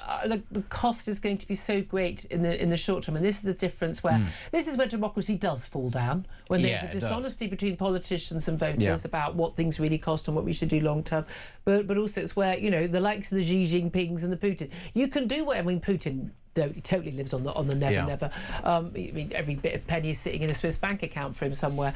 Xi Jinping in China, I mean, they plan for stuff 20, 30 years in advance. We don't even plan 5 years in advance. That's how rubbish we are. I mean, but there are other countries. Norway is a functioning, thriving democracy. They've got a sovereign wealth fund. They didn't spaffle the oil receipts from the 80s up the wall and tax cuts here and a bit of extra spending there. They actually put it into a wealth fund, which is still keeping them well right now. They also didn't privatise the entire thing. No, and I'm afraid to say this is a large part of the problem that reform is going to face, the real pressures to go down that Thatcherite route, and I know there are a lot of Thatcher lovers out there. She did many great things. Yeah. She was also incredibly damaging for great parts of the British economy, and they still fetishise her on the right 50 years after she was relevant. The interesting thing about reform is an awful lot of their policies are actually incredibly left-wing. Yeah, but that's a real debate that party is going to have. Can we talk just a bit more about the Jeffrey Epstein files? We had more revelations over the last few days. I mean, what a surprise! It's now been revealed in a new book by some of my colleagues at the Sunday Times. The evidence is really clear now. Keir Starmer, when he claimed he was lied to by Peter Mandelson, he had the information, not to a point of his ambassador already, but when he had the information. There were queries raised. He says he was lied to. Well, he wasn't lied to. At no point, despite the importance of putting this highly talented political appointee into this key job as our most senior diplomat in Washington and in the world, most senior diplomat in the world, he at no point had a conversation with Peter Mandelson. And instead, when there were queries on his vetting, which were basically big red signals going, do not hire this guy, he's a concern, he he decided to basically, send that off and just say, I'll delegate that to my chief of staff, Morgan McSqueeney, but also his director of communications, Matthew Doyle, Lord Doyle, and both of whom were big mates and protégés of Mandelson. It defies belief. I mean, and there's no doubt at all to me in my head that Keir Starmer lied to Parliament, quite blatantly, openly lied to Parliament. It was a massive failure. I think the security risk, the security breach from what we know now, forget the criminal allegations, which obviously Peter Mandelson's denied any wrongdoing on that. But we've got the head of the Met Police, who is heading over to the US to basically get them to expedite the release of unredacted exchanges between Lord Mandelson and Jeffrey Epstein. They've made contact with the Department of Justice. They're trying to get all that information, whether it's Mandelson or Andrew Mountbatten Windsor. And we're still trying to get that information out. I mean, this is going to run for months and months and months. And every time there's a new story, every time, even like down the Mail on Sunday claiming that Mandelson was getting, basically prescription pills from Jeffrey Epstein. This is damaging to the Prime Minister, and I would say to our country. Well, I mean, it was the photograph of Mandelson, former Prince Andrew, I forget his surname, and Epstein on the front of the Sun over the weekend, and you just had in their bathrobes. Yeah, and the thing is, all the background noise around the story, the details don't actually matter. It's that image that matters, because every time something else comes out, those images of Mandelson there, or Mandelson being arrested, or whatever else, they're going to be splashed across the press. Everybody's going to pick up a newspaper and go, oh, yes, I remember that bad judgment that the Prime Minister made about this man who was friends with this man. Yeah, I can't get over how many pictures Jeffrey Epstein had taken of people in bathrobes. Also, note his camera collection must have been Jeffrey huge. Epstein, by all accounts, Jeffrey Epstein's never in a bathrobe himself, though, interestingly. Have you noticed that? Yeah, no, I have. But it's one of those things where it's the slowest of slow-acting poisons, because it's not going away. Yeah. There's no cure for this. Could be There's months no explaining us away. And it's going to keep coming out, being drip, drip, drip, and every time it happens, it's another stab into his credibility, because everybody remembers, and it's the worst kind of thing. Jeffrey Epstein was convicted of number of the worst things that you can possibly do. To have maintained the friendship with that man is just, there is no excusing it. Yeah, absolutely. It's interesting. It made a little mention in the Oscars last night. I don't think of this stuff. I've not seen any of these films. Apparently, this is the one time actually there are actually some films that people have watched, like Sinners and One Battle After Another. I haven't seen either of those. But it scored 6 wins, including Best Picture. But it was interesting that Conan O'Brien, who I'm generally not a big fan of, who was hosting, he made a joke at the beginning about how there wasn't a single British actor or actress who was up for any of the awards. Very unusual. He said, but say what you like, but at least they arrest their paedophiles. Now, I think you meant alleged paedophiles. But I mean, that's quite a. I mean, people are saying, oh, it was a dodgy joke. No, it was a very good joke. But it's interesting. We're getting credit. We're getting credit for that. Although I'd like to point out that the allegations for which police are investigating, certainly Andrew and indeed Mandelson, do not involve allegations of that sort. Yes. And they have denied any wrongdoing. I do have to say that. Oscars, big fan? No. 3.5 hours, apparently. Not even remotely a big fan. Does anyone watch it anymore? Wasn't it live streamed this time? Was it the Oscars that Ricky Gervais used to do? Was that something else? No, that was Golden Globes. You see, he was really entertaining, and that's just because he was being rude to everybody. But the actual ceremony itself, no. What on earth would I watch? Like, there's maybe a handful of films that I might see a year. And when I say handful, I actually mean 1 or 2. I can't even remember the last time I went to the cinema. Although I am seeing Ricky Gervais tonight. Oh, are you? Yeah, we're having tea. No, he's doing one of those pre-shows. Those new material shows. Yeah. Managed to get tickets for that. Yeah, okay, little brag. All right. There you are. Just saying. Saturday night saw Elton John. It's not quite Bobby Villain. It's not quite Bobby Villain, though, is it? No, not quite Bobby Villain. And at no point did Elton John, while on stage, before flying back to LA for his Oscars night party, apparently at no point did he manage to say death to anybody. You could get that. That's extraordinary. He's got to get with the times. To the tune of Rocket Man. Could you? I'm not going to try. Please don't do that. I'm or sure there'll be a royalty issue. Please don't do that. Anyway, 11:26 is the time. Love to hear your thoughts. Give us a call, 0344 499 1000. Anything we're talking about. In particular, Donald Trump threatening the future of NATO if basically European allies, including Britain, don't help to protect the Strait of Hormuz. So you just say, well, it's kind of your problem. Should we be acting in our own national interest? In which case, what is it? Because it seems to me most of our policies now are completely set by what a local imam in a mosque in Birmingham thinks, and in terms of how that's going to affect Labour's vote at local elections or the next general election. I'm pretty sure that's how all policy is made now. And I'm not sure, going out on a limb here, that that's going to turn out to be a good thing? Love to hear your thoughts. 0344 499 1000 is the number to call. This is Talk.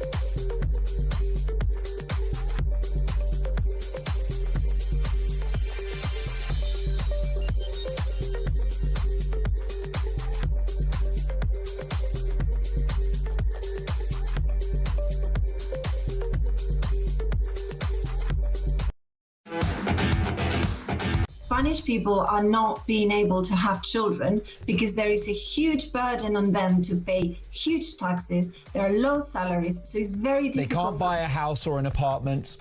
Absolutely. This population that is coming in, they're taking over the welfare system. So housing goes to them.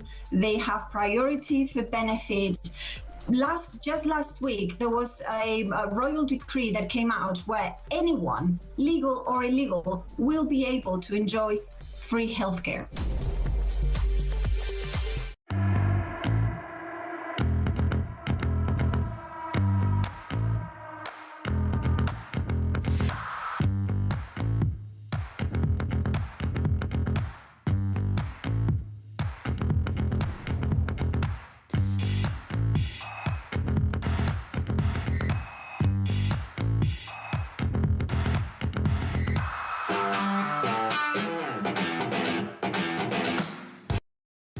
Across the UK, on DAB+, on your smart speaker, on your smart TV, and on your side.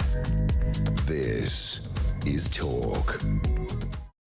Good morning, welcome back to the show. This is Talk. 11:29 is the time. Some of your messages coming in about, Starmer refusing to send warships to reopen the oil route, despite those threats from Donald Trump. He's actually said he's not decided on sending warships to Strait of Hormuz. We don't have any warships to send. It would take too long to get there. Who are we kidding? I don't see that really happening. Your reaction to this, David says, I don't blame Starmer. Our Navy isn't ready. But whose responsibility is that? Jane says Starmer is still pandering to the Muslim vote. He's afraid they'll kick off if he shows support to Trump. Adrian says he could jog on and stuff his wall where the sun don't shine. I'm assuming that's Donald Trump. He means. Jean says, as an American, the USA needs to pull out of NATO. Stop giving any of these countries. You do not help us anything. Mark says, I hope Trump comes after the Starmer regime. I'm sure relations will improve when Labour are booted out of office and the party collapses. And Christopher says, we should be helping. We're in this war whether we want it to be or not. Let's go to the calls. Stephen's in London. Hello, Stephen. What do you want to say? Julia, it's great to speak to you. Great to speak to you. So listen, I am of Jewish heritage. My grandparents were Jewish. I have been brought up to like everybody. If we don't support America, if we don't do the right thing, what does that say about when they helped us, when we needed them in the Second World War? When we were desperate, and we I'm going to say, we were desperate for quite a few years and the Americans didn't come and help us. And this is what everyone forgets. Thank you very much for the amazing American servicemen and women, servicemen mostly, who supported us during that war. However, they waited until they were bombed, Pearl Harbor, the Japanese declared war on them, and then inexplicably the Germans declared war on America. They didn't come to help us. They were declared war upon. And I'm sorry, we've got to make sure we understand what happened in history. I understand that, but they did sacrifice a lot of lives in the Second World War, and they did assist us over the last 50-odd years. We've got no Navy, we've got no Army, and this is all due to us being heavily reliant on the American superpower. And it's as simple as that. That is absolutely true. So you think there's an argument, even when the Prime Minister says, look, this is about our national self-interest, is there an argument where, look, even if this isn't directly, it might be better off short-term to not be involved, our long-term strategic benefit from being seen as a great ally, a reliable ally to America, is a more crucial national interest? It's undoubtedly a crucial national interest, especially with NATO how they are, with the Russians how they are. If we don't support this guy, he'll stop supporting us. And then what do we fight Russia with? Yeah. We have no weapons. We have no military. We have no finances. We're economically broke. And this is all due to Labour's choices, and that's a fact. Yeah, well, and an awful lot of Tory choices as well. Stephen, great call. Thank you so much. Matt is on the line as well. He's in Cheshire. Hi, Matt. What do you want to say? Good morning, Julia. Good morning. Keir Starmer is using the energy element of this war to cover up the fact that all the problems that we were having with energy predated this war anyway. So he's now pretending to help us out with something that he caused in the first place. And it just sums him up to be so duplicitous that he is now using something where basically we're all being ripped off because of Ed Miliband, and he's now making out that he's doing us all a But bear favour. in mind, even if Labour would come in and completely drop the net zero stuff, we'd still not be able to do anything because of the policies under the last Tory government. I'm sorry, I'm not going to give them a free pass on this. They're responsible for this ultimately. That's also true, but obviously Labour have doubled down on it. I think all of them, Julia, should. They've basically been scamming us for the last decade and trying to milk every single penny out of everybody in every aspect of life for as long as possible. And neither the Labour or the Conservatives have any intention of making the cost of living for anyone any cheaper. Yeah. When was the last time a price went down in any strata of life? Yeah. Absolutely. Again, we're talking about inflation's come down. Yeah, the prices are still going up. They're just going up at a lower rate. Well, we can talk about all of this with my next guest just a couple of moments. Big thanks to Matt. Big thanks to Stephen for those calls. It's 11:34. We're going to take a quick break. We're going to be talking to the brilliant economist Liam Halligan about where we are in terms of our government finances, bailouts, net zero, you name it. That's up next. This is Talk.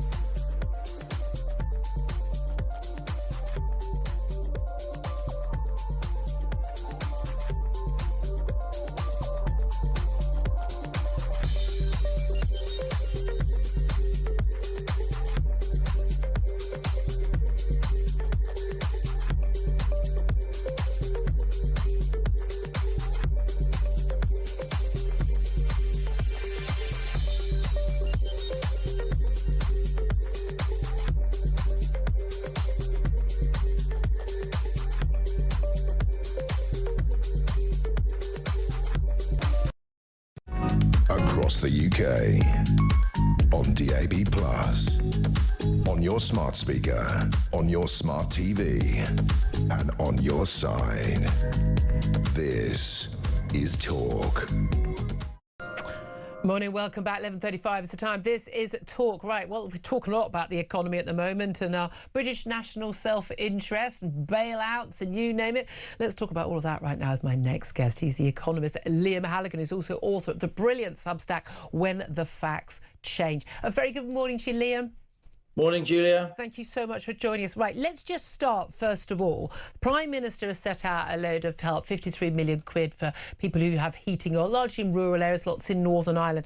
There's lots of talk about, will we need to have a bailout for energy for everybody, millions across the country. We had that multi-tens of billion-pound bailout under Liz Truss as a result of the energy spike under Ukraine. Do you think that, A, we will actually get to that point because of what's happening in Iran? And B, will there be a bailout? Can we afford it? In terms of if we need one, it all depends on that that little piece of 20-mile wide water that very few people had heard of before this conflict, the Strait of Hormuz, the pinch point of the global economy. in and out of the Persian Gulf. If that stays closed, Julia, for 3 or 4 weeks, then we are going to see oil going up above 150, maybe towards $200 a barrel. And that's when things get very, very difficult for a big energy importer like the UK, as we now are. So a lot of it depends on events in the Middle East. If the Strait is cleared quite quickly, then a lot of this pressure will go away. The global economy is actually quite sluggish, so that means the energy prices will come down. But if there's a massive supply restriction through that strait, then we will have problems. And the UK is vulnerable because we are such a heavy now energy importer, because successive governments, and I agree with your comments on not giving the previous government a free pass on this, successive governments have throttled our ability to generate our own energy resources from the North Sea with a combination of very high, almost suicidally high taxation on that energy extraction and virtue signaling net zero policies. So whether or not there's a bailout will depend at the moment on what happens in those Strait of Hormuz. And that's why so many people are focused on that. Well, this is the thing, isn't it? We've got ourselves in this position. Are we, not uniquely necessarily, but perhaps at the worst end in terms of our exposure to the issue of these oil shortages? If 20% of the world's oil supply simply can't get out of that strait, are we particularly at risk more than other countries? We know, America is a massive net exporter of oil and gas, and so they're much more protected than we are. But compared to our European cousins, are we in a worse or a better predicament than them?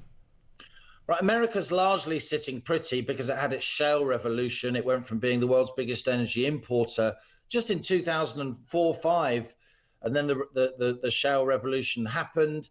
If viewers and listeners have watched Landman, the Permian Basin, the Dakota American oil fields, but Trump's still vulnerable because if petrol prices, what Americans call gas prices, go up, then voters are going to get really upset in the US ahead of the congressional midterms. I don't wish to be alarmist, Julia. I love this country, as do you, but I do think the UK is uniquely vulnerable, even among our European partners, even though we have that incredible resource, which is the North Sea. It's complete madness. Why? Because we have no gas storage. We have capacity to store 7 or 8 days of gas. And it's absolute nonsense, I hear, if we generate our own gas from the North Sea. It will be sold to the highest bidder. It's just complete nonsense because of the way the small number of pipelines that leave the UK. It will make us much more secure, and we'll get a lot more tax revenue, and there'll be a lot more jobs if we pump our own oil and gas particularly from the North Sea, and if we had somewhere to store it. Now, there's a massive undersea cave off the coast of Yorkshire called Rough, and it's owned by Centrica. And successive governments have been rowing with Centrica, the old British Gas, about who should be maintaining and paying for that gas storage facility. There's been rows about it for years, Whitehall stasis and torpor. And now we've been caught, paddy pants down because we have very little stored gas. We have a big energy importing requirements. The way our net zero electricity market is rigged means that a high price of gas then ripples across for what we pay for renewable energy too. So it's a combination of successive policies on tax and particularly net zero policy. Well, let's talk about the net zero, because Ed Miliband said again and again, every time he goes out, and because he's going to be really clear, let's be really clear, he says, and he keeps talking about how, it's why, because of what happens, things like, the Strait of Hormuz, because of energy price hikes like Ukraine and what happened with Vladimir Putin, that is why, he says, we should be building up on our net zero capability, relying more on clean renewables, because that would mean we are not at the beck and call, we're not beholden to, the tyrants and the petrostates. That's his argument. If we spend more on renewables, we focus on that, we will be more energy self-sufficient. Is he right? Well, look, Ed Miliband constantly confuses, I think deliberately, electricity generation from overall energy use. Let's be really clear about it. viewers and listeners are not thick. They're often practical people that run their own businesses, that live in the real world. Yep. About 40 to 50% of our electricity generation is renewables on average, but that's just a third of the energy we use is electricity.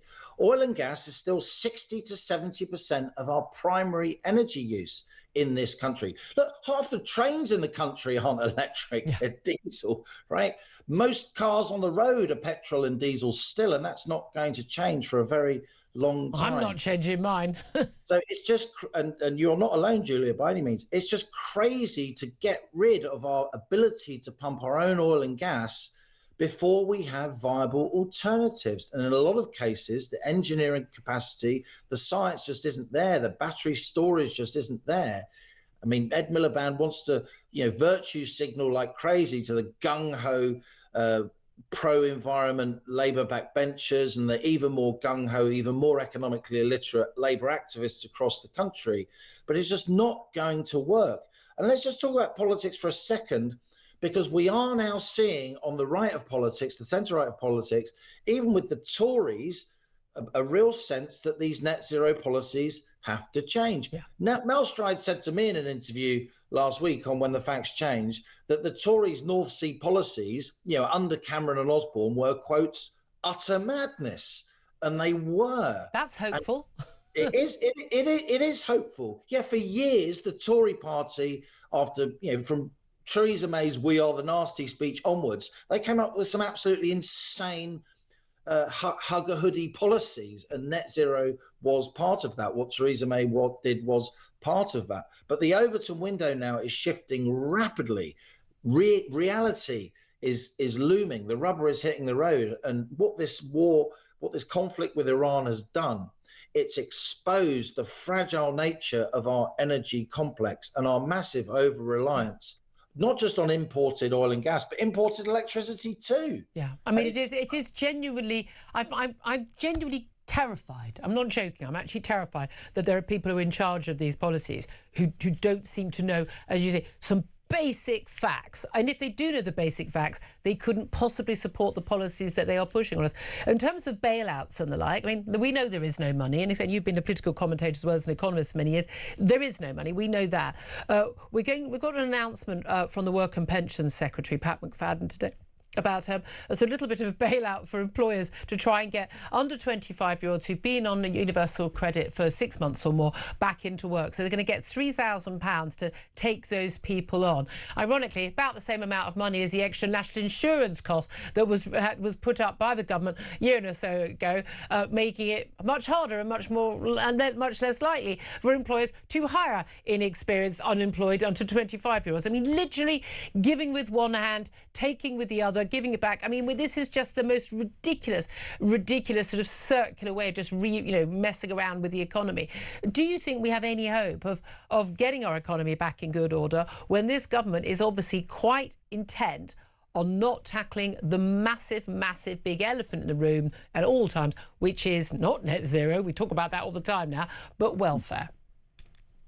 Yeah, welfare is the welfare state is like a beached whale.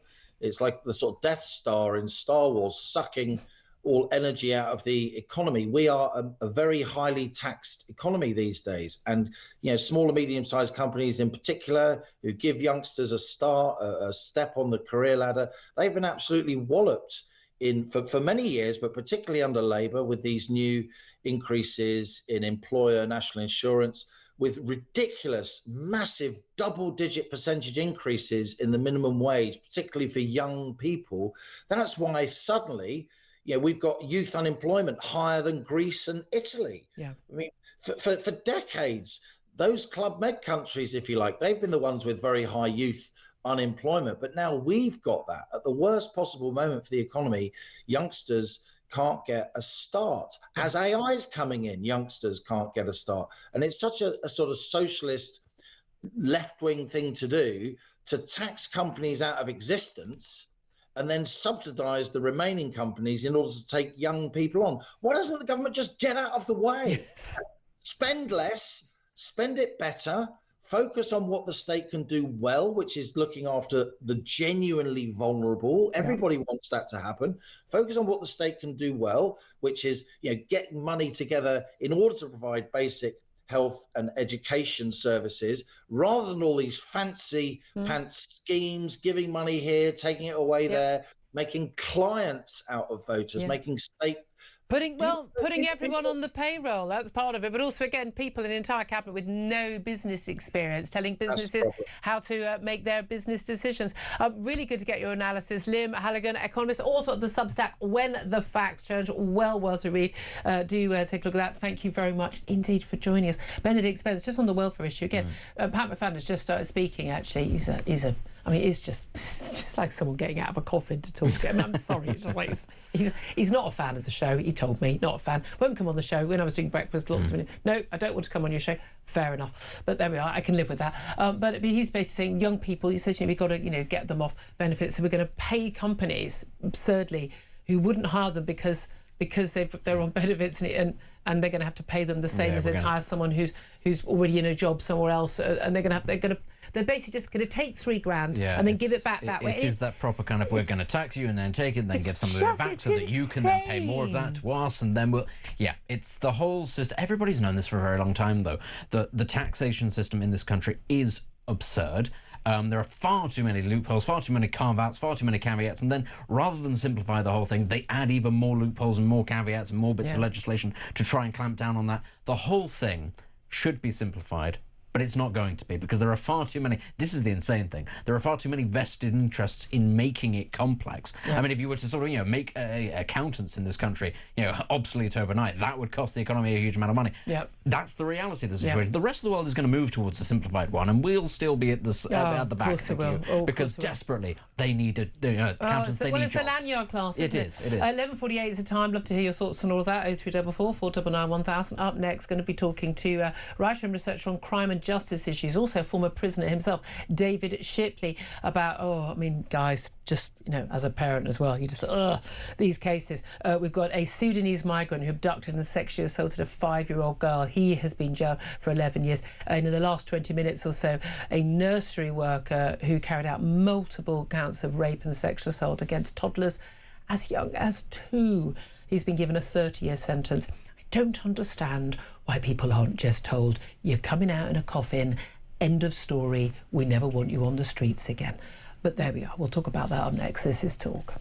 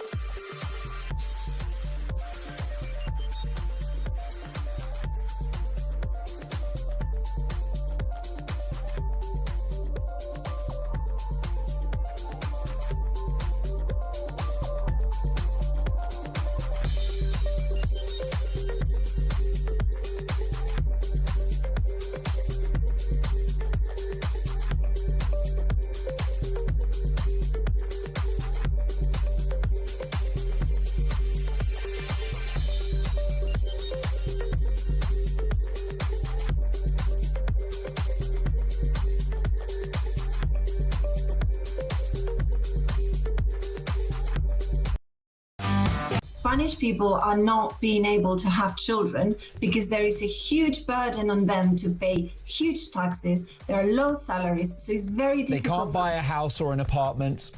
Absolutely. This population that is coming in, they're taking over the welfare system. So housing goes to them. They have priority for benefits. Just last week, there was a royal decree that came out where anyone, legal or illegal, will be able to enjoy free healthcare.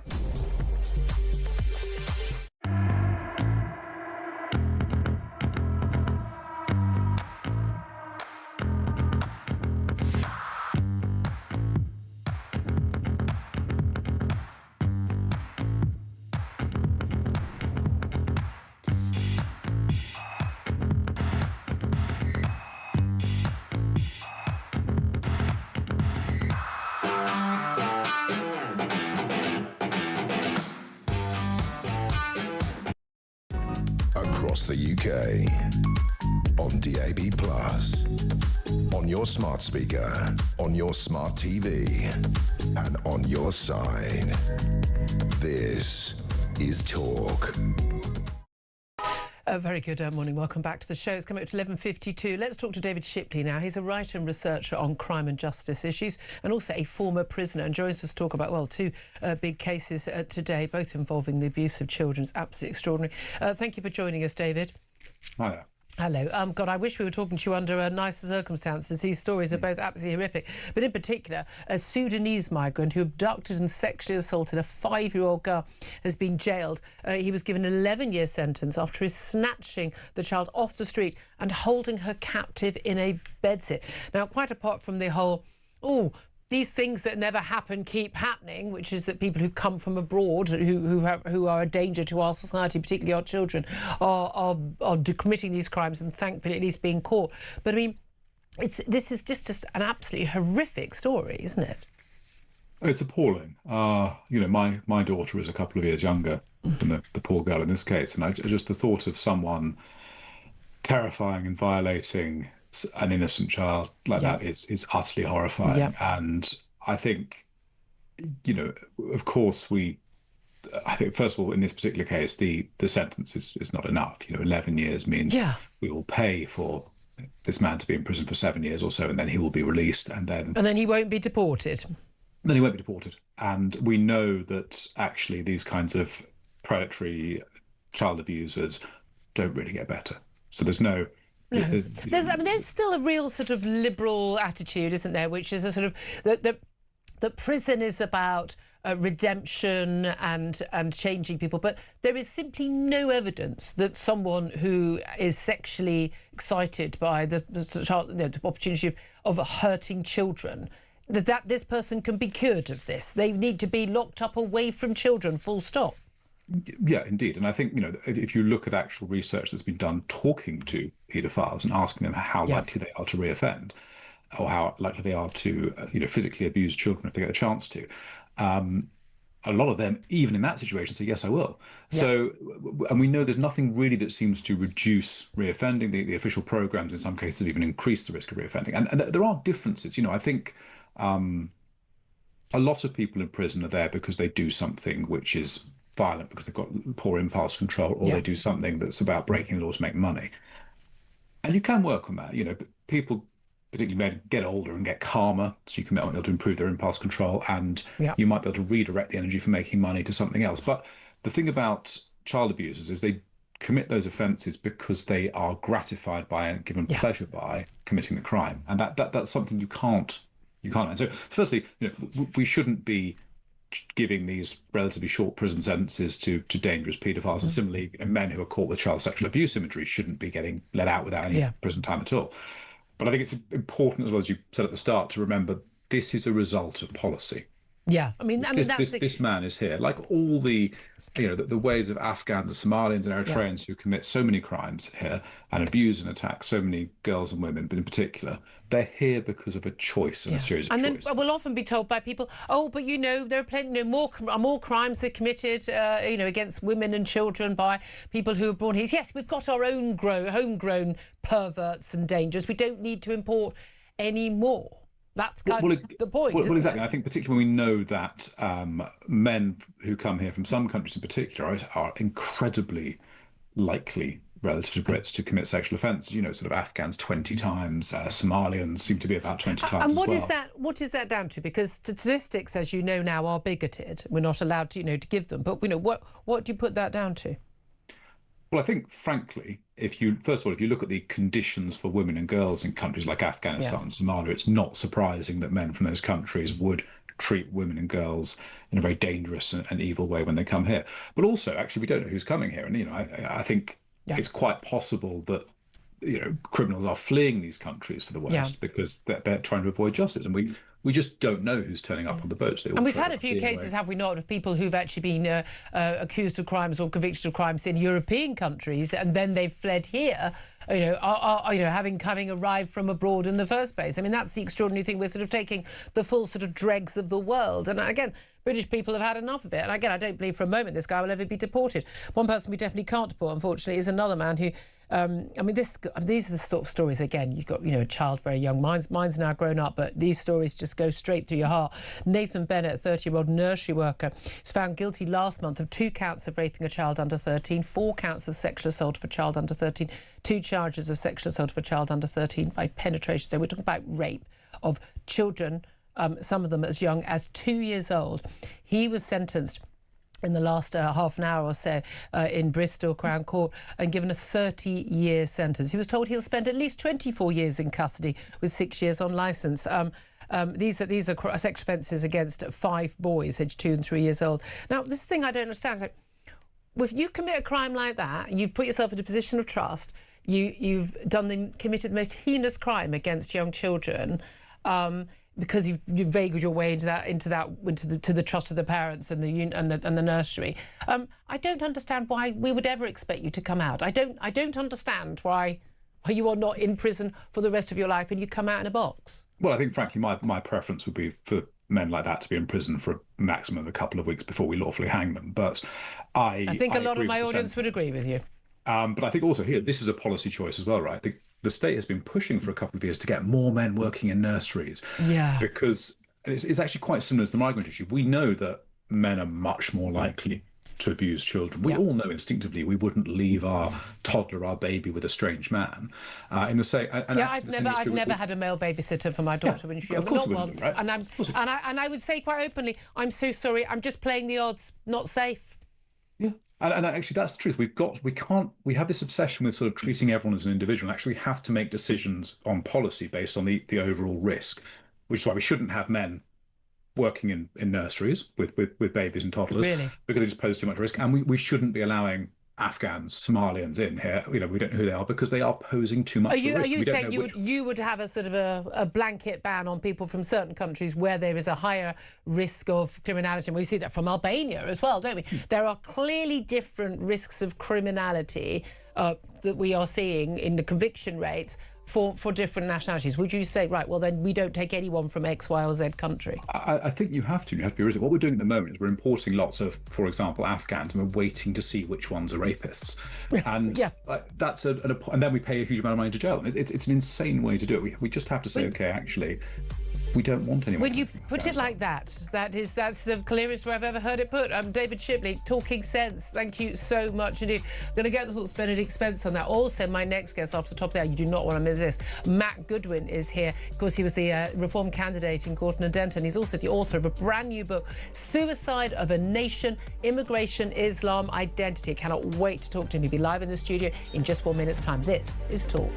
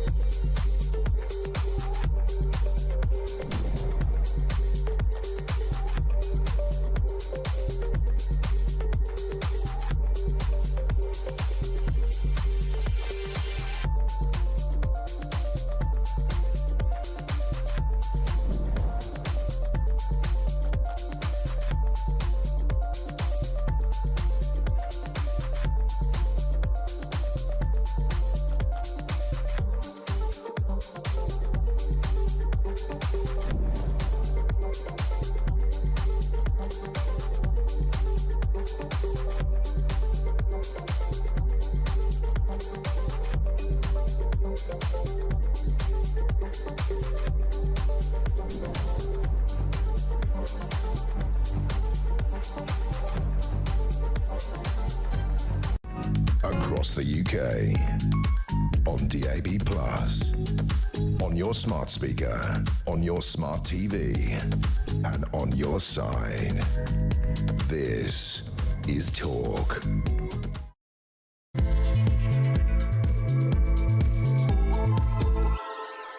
A very, very good afternoon to you. This is Talk. We are the home of common sense. I'm Julia Hartley-Brewer. Thank you so much for your company, whether you're listening on DAB+ radio or on your smart speaker, watching on YouTube or your connected device.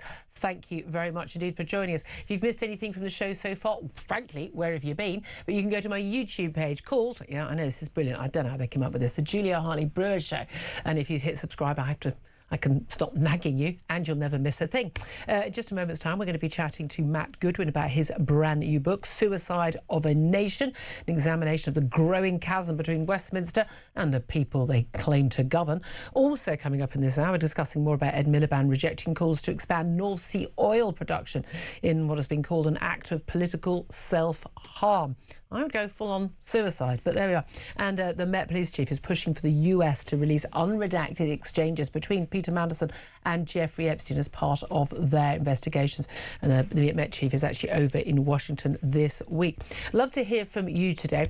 Particularly about Donald Trump threatening the future of NATO if allies don't help the US secure the Strait of Hormuz, where, of course, 20% of the world's oil and gas comes out. Keir Starmer, he says they haven't decided yet whether they're going to send warships to help reopen the oil route. Do we have any warships even to send? Is that the right position for the Prime Minister to take? Is he acting, as he claims in a press conference this morning, in our national self-interest? Or is he acting in his own and his party's self-interest by basically trying to sit on the fence to pander to certain communities who may see things rather differently from what, well, maybe the rest of the country might see as our national self-interest? What's your reaction to that? Give us a call, 0344 499 1000. Text the word TALK and your message to 87222. Get in touch with us on X at talkTV. Calls to charge the national rate. Text cost one standard network rate message. Just say, Benedict Spence is still with us, Conservative commentator. Really interesting conversation that we did just have with David Shipley. He's a former prisoner himself. I think his perspective is always very interesting on the importation of people to this country. Before we go to our main guest in this hour, I do want to ask your thoughts in terms of, like, we are choosing to import people to this country and then waiting to see, which one of you is going to turn out to be a rapist or a sexual assaulter or a child abuser. Yeah. And we've seen the imprisonment of a guy for just 11 years for abducting and sexually assaulting a child, a very young child. Should we be operating a rather more strict policy on this front? I think that you get a choice. You can either decide to discriminate based on background, who's likely to come into the country, or at some point you're going to end up facing a situation where people say, are we going to have a proper conversation about bringing back the death penalty? Because actually, I think the sheer numbers... There's no evidence it deters. It absolutely does. There's no evidence. It absolutely does. The number of murders in this country has gone up by about 200%. Nothing to do with the death penalty. You take those people out of the equation. You take them out of circulation. They don't reproduce. They don't pass these genes on. You can do that with prison. It absolutely does. It absolutely does do this. I'm sorry. This idea that it has no deterrent effect whatsoever it's a nice line. It's a nice one to say we're more civilised. I don't actually want the death penalty for what it's worth. But this is the line we're going to end up going down because people are going to look at the amount of people that are committing these crimes and saying, well, our government is consistently telling us there's not money for prisons, there's not capacity, and that we have to look towards actually changing how it is. I'm remarkably relaxed when certain people like Ian Huntley are no longer with us. Put it that way. Right. Well, look, I know someone who's desperate to get in on this conversation. Delighted to welcome him to the studio. Matt Goodwin. He is author of the brilliant new book, Suicide of a Nation, Immigration, Islam and Identity. And some of you may also know him, obviously, from his, huge amount of work that you've been doing. Your Substack, by the way, was absolutely brilliant. Such a great read. I would say a must read. And you've been putting it on social media. So much of the media you've been doing in recent years, talking about stuff that we've been told we're not allowed to talk about, and talking about it from a very clear evidence-based basis.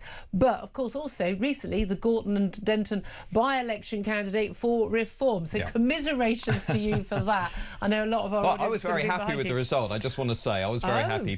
Beating Labour in the sixth safest Labour seat, and of course, as many viewers and listeners will recall, I think what that by-election revealed was a lot of the problems that I actually talk about in the book. Very, very fair point. Look, tell us, okay, I mean, I want to talk about so many things with you. Just tell us the basis of your book, Suicide of a Nation. That is quite an eye-catching title. Well, it's an eye-catching title that summarises what I think is happening to our country. I think under the political class in Westminster, we are committing national suicide. We've completely lost sight of who we are, and we've lost sight of where we're going. And this book is my attempt to tell people in Britain the truth about where we are going to be demographically, culturally, if we continue on our current course. And some of the stats that I present in the book, all based on government data, all based on official projections, some of the stats really are mind-boggling. OK, tell us how scary they are. Well, I mean, I'll give you one example. If we stay on our current course, then 74 years from now, that's one generation, the share of our population that is white British will collapse from 73% to 33%. The share of the country that was born overseas will rise from 19% to over 60%, and the share of people who are following Islam will more than quadruple to about 1 in every 4 people. Now, this is where we are currently going. So by the 2050s, the under 40s will already see much of that because those trends will happen much sooner among the young. What I'm trying to do with this book is basically have a responsible conversation with Britain that our leaders are refusing to have. And they have refused to have it. I can remember writing stuff about things like this back in, 2000, when I used to be political editor of the Sunday Express. And we, of course, derided, talking about, is this mass immigration thing a good idea, everybody? When did we vote for that? When did we agree with it? It was one of the things that, made me a Brexiteer, one of the many reasons. But again, at that time, and I would say until this point, they just shout bigot, racist, xenophobe, you name it, Alice. Even if you were speaking, I could just imagine, we put the clip out on social media, there he is talking about, white British people. But this is partly because we've just got this weird thing in this country from our lanyard elite classes that we're not a white country. In the same way, no, Nigeria's a black country. Yeah? Japan is full of Japanese people. British people, despite the pretense that, Stonehenge was built by black people. No, it wasn't. I mean, it's not an opinion. It just wasn't. British people, indigenous, native British people are white. We haven't been a nation built on immigration at all. Quite the contrary, quite the opposite of that for the many millennia our country has existed. And yet there is this weird idea that somehow this massive change is going to be good for us because diversity is our strength, Matt. Did you not get that memo? Well, the first thing to say, you've been ahead of the curve for a long time in the debate. Unfortunately, many people in Westminster haven't been. What we're really talking about here is within the space of, let's say, a child born today, within that child's lifetime, the historic majority in this country will simply no longer be a majority by the time that child turns about 30, 40 years of age. Why does that matter? Well, it matters because in some ways it's not really about race. Lots of people from minority backgrounds also care about the majority group. That's why, for example, 1 in 3 black and minority ethnic voters voted for Brexit, because they too care about the culture and the demography of our country. Look, what's going to happen is over the next 74 years, as we go from 73% white British to 33% white British, we are going to end up in the same group of countries like Lebanon and Sierra Leone in not having a clearly identifiable majority group. Now, people watching this online or listening to it might say, well, what's the problem with that? Well, the problem with that is if you don't have a clear majority group, you don't really have a nation. You don't have an identifiable core of that nation. And I'm basically releasing this book, and I'm sure there'll be a strong reaction to it and a lot of hostility from the usual figures on the left. But nobody's actually explaining to the British people what is happening around them and the pace at which it is happening around them. When you actually look at where we're going to be as early as, say, 2050, which is not really that far away, a lot of what we consider to be Britain and England will not really look like Britain and England in a meaningful sense. And the key thing is that no one voted for this. On the contrary, when asked about the issue of immigration, which is what this is as a result of, the British public have 2010 2015, 2017, 2019, 2024. They have repeatedly said, we'd like a lot less, please. And what has happened? It's got bigger and bigger and bigger. I mean, put on, you know, on drugs and rocket boosters by Boris Johnson in particular. I mean, massive betrayal. Who betrayed the country? Absolutely betrayed it. But this is the thing. The British probably didn't ask for it. They weren't asked about it. And then when they were asked about it, they said no. And then they've been ignored. Now, is that because we're just a horrible load of nasty racists who have this terrible, shameful past? Or is it down to something else? Well, I think it's partly down to Westminster drifting away from everybody else. But as you can see now politically, that's going to be unsustainable. We have the rise of reform on the right. We also now have the rise of the Greens. And we can see our politics being completely transformed. Now, I would argue, and I argue in the book, that is mainly because of these demographic issues that Keir Starmer, Boris Johnson, Tony Blair and everybody else in Westminster refuse to really get their arms around. Now, in some ways, you know, I'm sort of going out on a limb with this book because it's probably the strongest, most provocative thing I've written, okay? But I sort of came to the view that if nobody is going to be honest with the people about where we are going to be if we continue on this course, we're going to have really big problems in this country. And I've got a chapter at the end, How to Save Britain, where I basically say, look, if we don't want to become this kind of country with no real majority, with 1 in 4 people following Islam, with over 60% of people not really coming from Britain but living in Britain, then here are some things we can do to change course. But if we want to change course, Julia, it really has to be done in the next general election, if not immediately I would have said afterwards. about 5 years ago. I think we are very much in last chance saloon. We can't make a decision about it. The British public can't talk about it if no one knows these stats. And these are things that have been, I would say, deliberately kept from the British public, and that's the concern. And people who talk the British about people it are being lied to, is what I would say. But here's the thing: there'll be a lot of people who say, "Look, I couldn't really care whether someone is white, black, brown. It's not really relevant."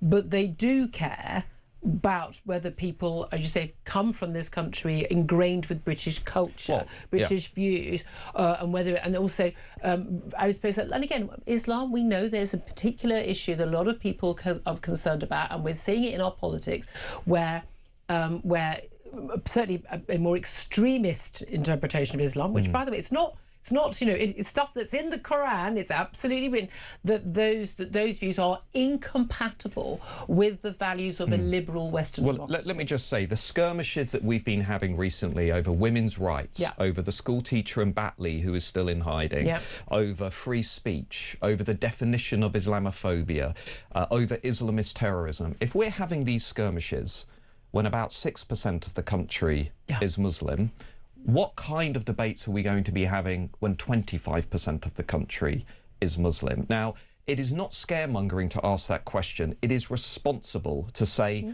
do we want to end up here as a country? And if we don't have this conversation and we reach a consensus in Britain, then we'll end up in a much more divided, dangerous place. And I'd like us to have that discussion and ask the British people, do you want to have a Britain that looks like this? Or would you rather have a Britain that perhaps you recognise and you the irony being that the lefty liberals who would say, well, you're just obsessed with colour, that's your issue. This is not really about... No, exactly. This is not but that's what they'll make it into, because everything ends up being about race rather than culture or values or like.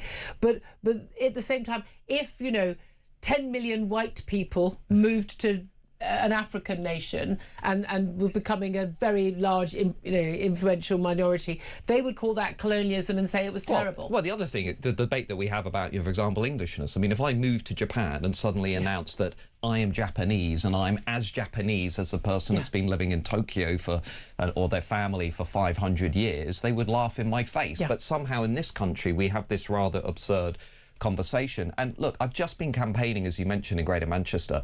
I have not met people who are as concerned about these issues as British Nigerians, as Hong Kongers, as British Sikhs. And the idea that it is a white discussion versus everybody else is only pushed by people who have clearly not talked to lots of voters in this country, okay? Because they believe in Britain too. They believe in the demography of Britain, they believe in the culture of Britain, and they don't want to see this country become like some of the countries they've actually left. And they've chosen to leave it. And that's the key thing, isn't it? Because we've had a liberal the lanyard class, as they've been dubbed, who have very much pushed this idea of multiculturalism, very, very different from multiracial. Multiculturalism basically saying, you know, we have culture, this other community, or this country have a culture, and they're all morally equal. I've been very clear for many years. They're not. I consider the Western liberal democratic culture to be uniquely better than any of these other cultures. There's a reason why people are emigrating to countries like ours and not emigrating to, say, Pakistan or Saudi Arabia. I wonder if there's something going on there. Well, just briefly, I do have a chapter on that. I call it two-tier multiculturalism, because what we have is a policy pushed on by Westminster which prioritises the identity and culture of minorities while telling the majority they cannot celebrate their culture and identity. Don't fly your flag. And if they must talk about it, then they have to talk about it in negative ways, right? Don't put the flags up. Don't wear the Union Jack dress to your school, Diversity Day, etc., etc. What I'm saying we need to do is actually get to a different policy approach, which is assimilation, which is you either assimilate into who we are by speaking our language, by contributing to the economy, by respecting our rule of law, by embracing our culture, or you leave. It is that simple, because you know, remember David Cameron said in 2010 multiculturalism has failed. So did Angela Merkel and so did Nicolas Sarkozy. Here we are 16 years later and nobody yet has figured out what the successor is to multiculturalism. What is going to come after that failed policy framework? And what I'm saying is, enough of all the bland talk about diversity and all of that stuff. Let's just start moving now into assimilation, which is if you live in Britain, you integrate into Britain. No more translation services. No more Sharia courts, no more cousin marriage, no more translation services, no more separate communities, none of that. We are now going to focus on assimilation, right? Which is you learn the language, you contribute financially, you don't live on welfare, you don't live on social housing, and you become part of who we are. OK, one could, I mean, do I see even a reform government actually instigating all of that, even in a one term? I don't know if I do. I think a lot of us have just completely lost trust in everybody, their ability to get anything done, certainly with the civil service blob. But in terms of policies for people coming to the country, that's one thing. What about the people who are already here? Look, we're told we have, you know, 1 million people in this country who either don't speak English or don't speak it very well.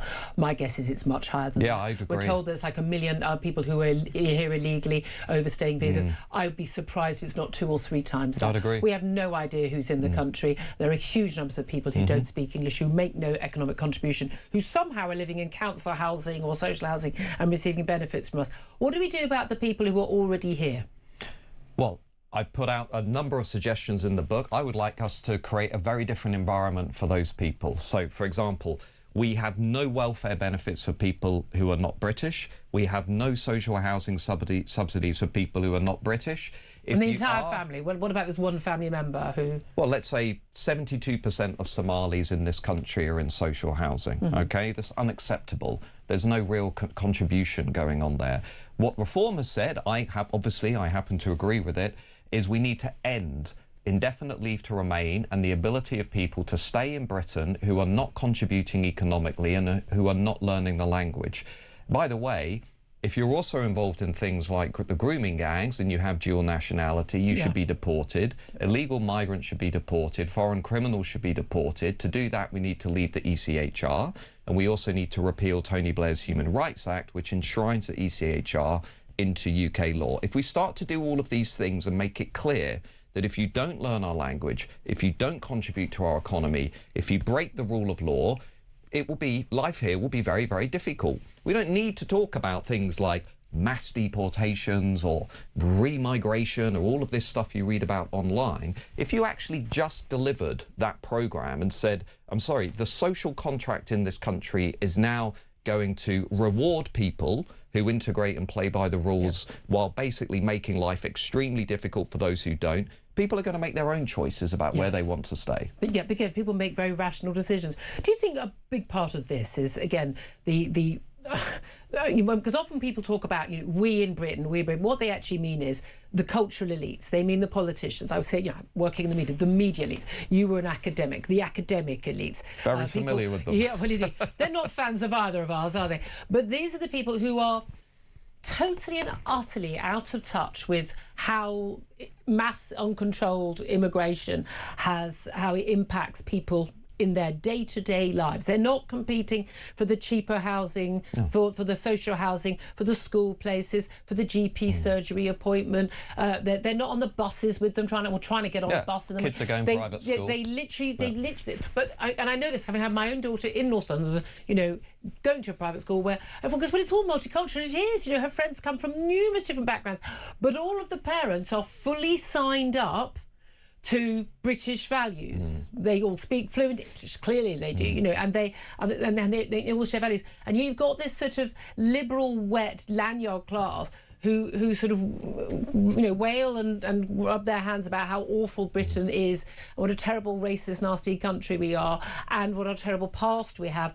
At the same time saying, isn't it wonderful we've got all this immigration because we've got a lovely deli at the end of the road.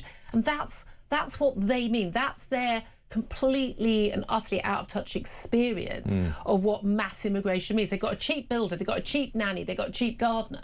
Well, I talk about this in the book. This is what Roger Scruton, the English philosopher, called the culture of repudiation, which now defines the ruling class. And what he meant by that is the lawyers, the politicians, the members of the House of Lords, the journalists now derive their sense of social status, their sense of moral righteousness by hating on their own country, being ashamed of their own country, distancing themselves from the distinctive identity of their country. So when they say, I love diversity, can't we all just be global? Well, that's fine, but it's also the same thing as saying we have no real identity of our own, right? And this is the problem with that narrative. I've been in that world as you have, and it always struck me that a lot of the university professors, of course I know personally, the individuals who have been lobbying the government for certain policies and so on, you know, they live in Cambridge, they live in Oxford, they live in Richmond, they have very insulated lives. They don't really have to suffer the consequences of the decisions that they are imposing on the rest of the country. And I just don't think the British people are idiots. I think they can see through this. They can see they are being subjected to an experiment they never voted for, they never asked for. And that's why our politics is now being reconfigured so quickly. Because, you know, Boris has betrayed the country. Keir Starmer, Tony Blair, the Labour government have betrayed the country. And we're now going through this big realignment because people are saying, look, I can see what is happening to my country, this place that I love. You can't just keep shouting racist at me because I can see it. And I don't want to live like this anymore, and I want to change it. And, you know, you don't have to agree with reform. You don't have to agree with Nigel Farage. But that has clearly become an outlet for people who are saying, well, you know what? If these guys will go further than these guys at trying to fix this problem, then I'll go over here. Are you hopeful? Because I sometimes, I'm actually, I think I'm, my personality, a glass half full person. I think, you know, with great wit, the wit of man, we can get stuff done. But having watched what's happened on this particular issue and the shutting down of debate, I don't think they can shut down debate anymore. But the ability to get anything done with, for instance, our civil service blob, with the media that we've got now, and you know, the BBC, and I would say even, you know, some of the other broadsheets as well, that actually trying to get anything done to change this direction, to slow the immigration tanker down, let alone turn it the other direction. I mean, we're headed to the Strait of Hormuz now, aren't we? I wonder about our ability to do that. Are you optimistic? We need to completely change the institutions in the country. There was a survey recently that found 75% of all people who work in the establishment lean to the left. I'm surprised it's so low. So if you can basically reconfigure the institutions, you can start to then do something like what America did after the 1920s. Remember the Ellis Island migration? Remember the scenes in The Godfather where all the migrants arrived from Europe? What people tend to forget is America then closed the gates for 40 years, and America said, look, we're not going to survive as a nation if we don't manage and absorb what we've already had. But they were also, by the way, taking people from other first world countries. They were taking people from culturally coherent nations. Look, this is the thing. This is a point worth making. It's all in the book, in the sense that what we have done, this is Boris Johnson's legacy, and this is why he will go down in history as one of the people that really tried to destroy this country. 90% of all migration into Britain now comes from outside of Europe, and of that, only about a fifth came into work, okay? So what the political class did to Britain over the last 5 years, never mind the last 30, which was, you know, Blair and mass migration, what Johnson and the Tories did is completely unfair. forgivable. They really did go quite a long way towards destroying this country. I believe that can be turned around. And then acted as if they were surprised when they found out. I believe that can be turned around, right? You can turn that around. Not giving indefinite leave to remain. You reverse the Boris wave, you end mass migration, you leave the ECHR, and you have a new policy regime. Much like, by the way, we've changed the culture on issues in ways I don't always agree with, but think about environmentalism. Think about, driving safely. Think about our approach to alcohol and drugs. You can change the culture of a nation quite radically, but it takes courageous leadership and it takes somebody to stand up and say, look, we're not going to go along with the consensus anymore. We're done now. Yeah, we've got to change I do think that's my feeling of the British people. We're done now. Yeah, that's exactly it. That is the mood. In fact, I'd go further. I think the mood is quite civilizational at this point. I think the mood is we are actually losing our country. It's not even about the intricacies of policy or prime ministers. It's that existential sense of, as Samuel Huntington once asked in his book, The American Academic, he said, who are we? And I think the Brits are asking themselves that question as they look around. Who are we as a country? But I think we do know. I think most British people do know. We're proud of our flag. We're proud of our history. We're proud of everything we've achieved. We're proud of, fighting for democracy in the Second World War, for abolishing slavery. But, the Industrial Revolution. I mean, the English language, Shakespeare. That's just off the top of my head. We are one of the greatest countries, greatest empires that's ever existed. We've got more to be proud of than virtually any other country in the world in terms of what we've given to the world. And we're being told to be ashamed by this lanyard class, and frankly I think people have had enough. We know we've got a culture and a country worth protecting, and we also know, contrary to Sadiq Khan, Keir Starmer and everybody else, that unlike America, we were not always a country of migration. That is a myth that is peddled in Westminster. The share of the population that came from outside of Britain stayed basically below 5% until 1997. And then it rocketed. Now it's nearly 20%. And so this narrative that Sadiq Khan and others would have you believe, this is why I say in the book, they are lying. They are lying to the British people. It's that simple. And somebody has to tell people the truth about what this country is about, how it developed, and where it's going if we don't change. You're going to get a hell of a lot of pushback, particularly on social media with all the woke virtue signalers. And basically, if you're making people that angry, then you're definitely doing something right, in my view, Matt Goodman, because, again, it's about the facts. Facts ain't bigoted.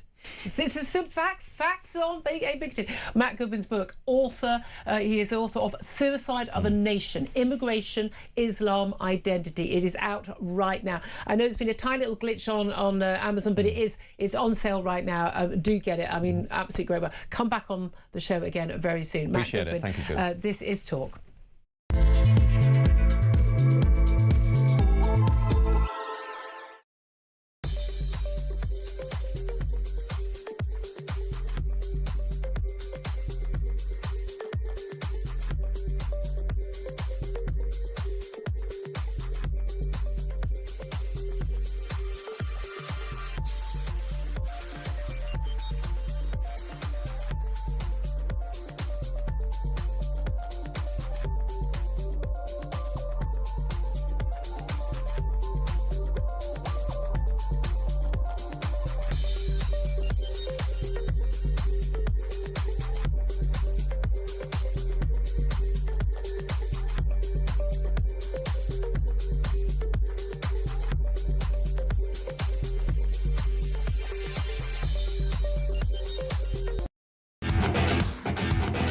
Spanish people are not being able to have children because there is a huge burden on them to pay huge taxes. There are low salaries, so it's very difficult. They can't buy a house or an apartment.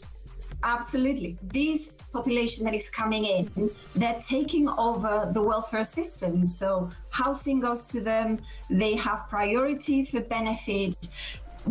Just last week, there was a royal decree that came out where anyone, legal or illegal, will be able to enjoy free healthcare. Across the UK, on DAB+, on your smart speaker, on your smart TV, and on your side. This is Talk. This is Talk the Home of Common Sense. As you can imagine, I'm sure you're enjoying that conversation with Matt Goodwin as much as I was. Went a little bit late on that, but Benedict spent listening to the whole way through, desperate to get his tuppence worth in. What do you make of what you had to say? There's so many things that I want to talk about. There's one that's completely unrelated, but I think it's actually sort of worth mentioning, and that's the example of the Godfather that was given whilst we were discussing immigration into the United States, and this idea that these were people who all came from the First World. That's not actually the point at all. The point of the Godfather is it was criminality. And millions of Italians were sent back because they didn't integrate into American civilization at all. The entire point about them is that they were not first world migrants, and it didn't work. The entire point of immigration is it should be for the benefit primarily of the country and the people who they're going to. Talking about the measures by which you can actually change this process and actually remove people who are not British, do not feel British, do not wish to be British. Well, there is a very recent example from just a couple of years ago in Russia.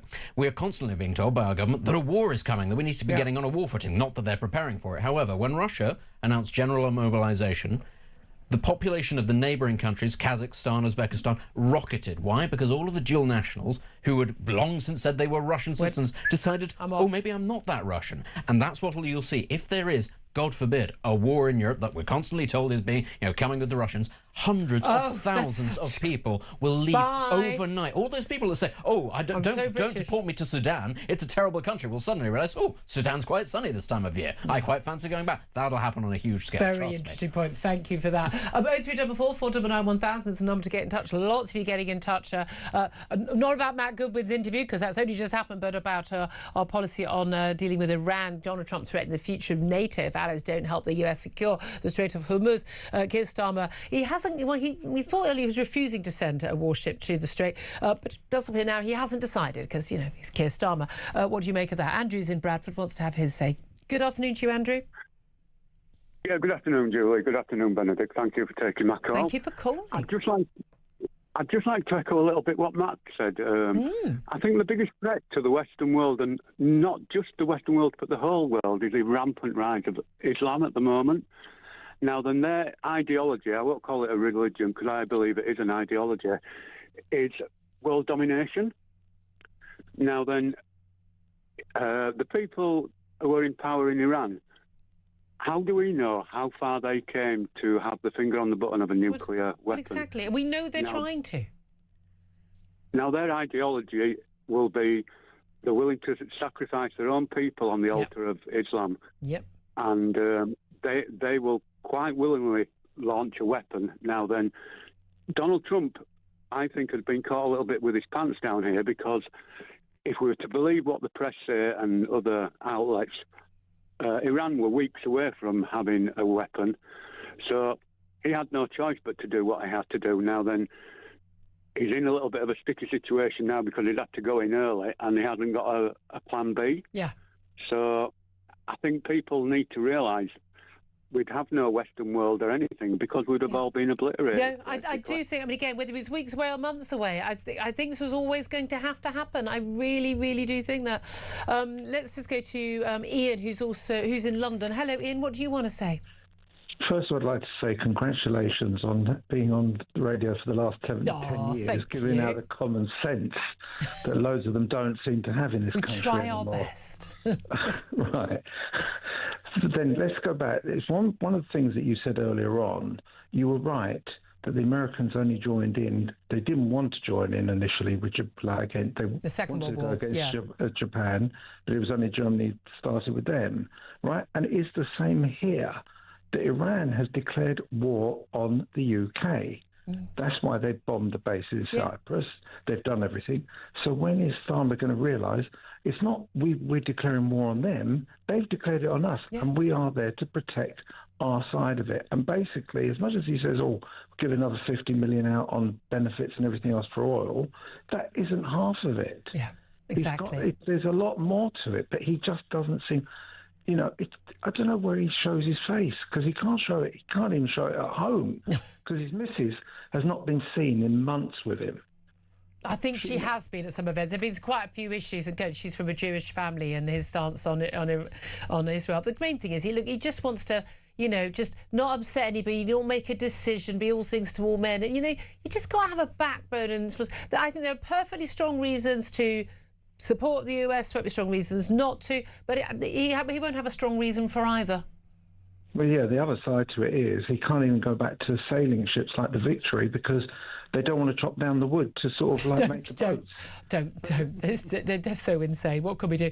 Thank you very much, Ian. Appreciate that call. Right, we're going to take a quick break in just a couple of moments. First up, though, we're giving you the chance to win 2 hospitality tickets to the British Grand Prix on Sunday, the 5th of July, with the full Racing Green trackside experience. This is the ultimate setup for race day. You'll get exclusive grandstand seats at the Loop and Village Corners, plus inner track access to watch the drivers arriving at the paddock. Listen up to find out how you could be in with a chance to win. For your chance to win, text TALK to 83338. Text costs £2.50 plus your standard network rate. Or call 0343 418 7260. Lines close 20th of March 2026 at 4 p.m. That's when you need to answer your phone if it rings. 18 plus UK residents only. This is a network promotion. Full T's and C's at talk.tv/win. So for your chance to win, text TALK to 83338 now. Yep, it's the perfect Silverstone race day experience for any Formula One fans, so do not miss out. Up next, we're going to be talking about, well, the latest net zero madness. Is Ed Miliband going to be forced to actually change his tune? Well, we'll find out from Ross Clark. This is Talk.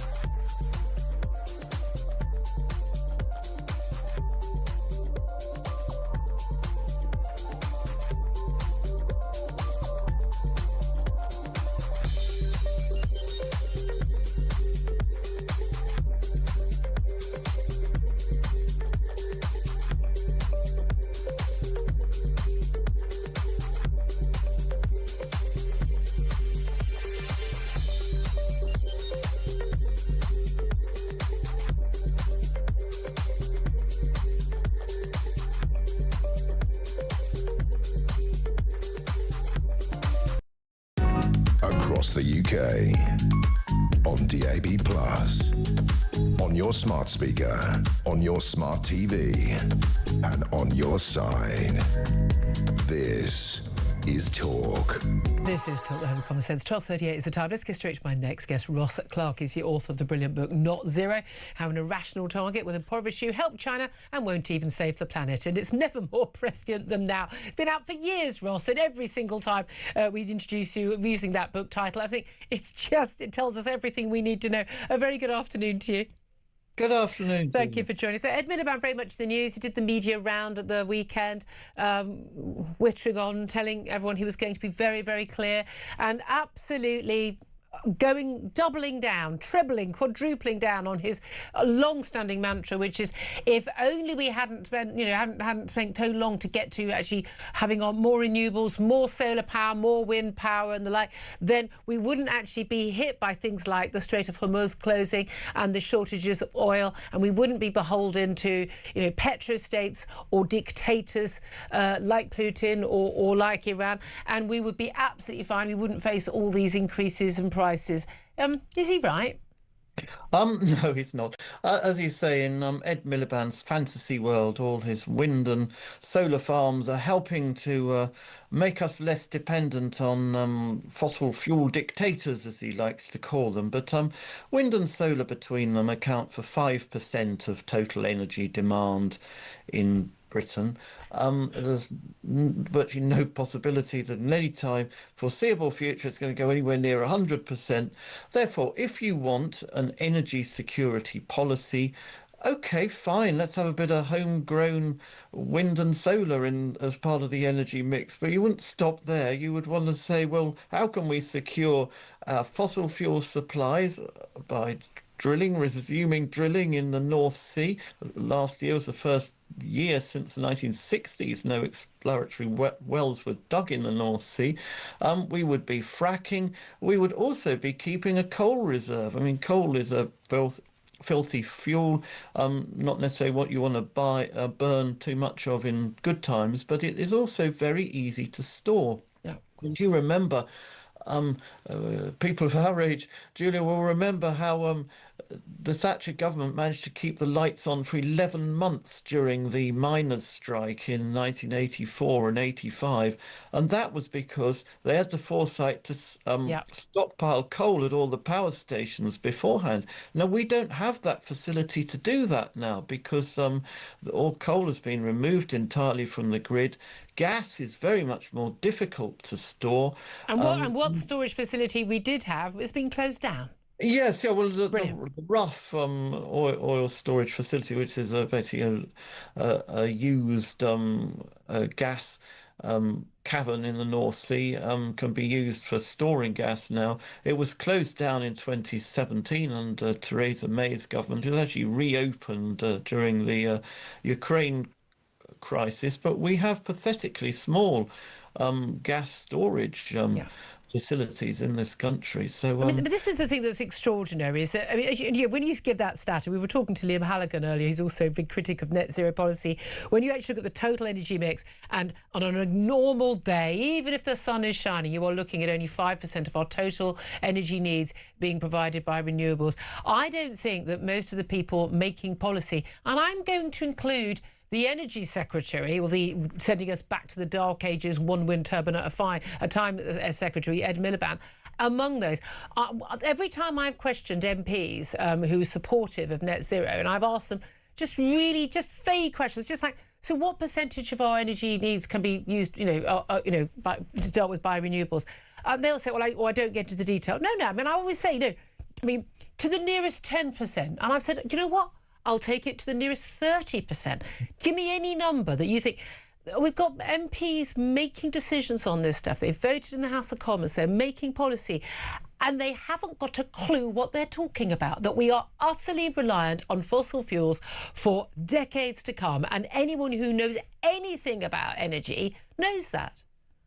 Yes, they do. And there's another big porky Ed Miliband keeps telling us, by the way. He keeps saying that, it make no difference if we drill for gas in the North Sea because it'll just be sold on international markets, won't reduce the price in Britain by a penny. It's absolute poppycock. You can talk about a global oil price, but not gas, because gas is so much more difficult to transport and store. The wholesale prices vary enormously around the world. They're 3 times as much in Europe as they are in the US. And why? Because the US is producing more gas locally, while we are relying increasingly on liquefied natural gas being imported from the US, Qatar, and so on.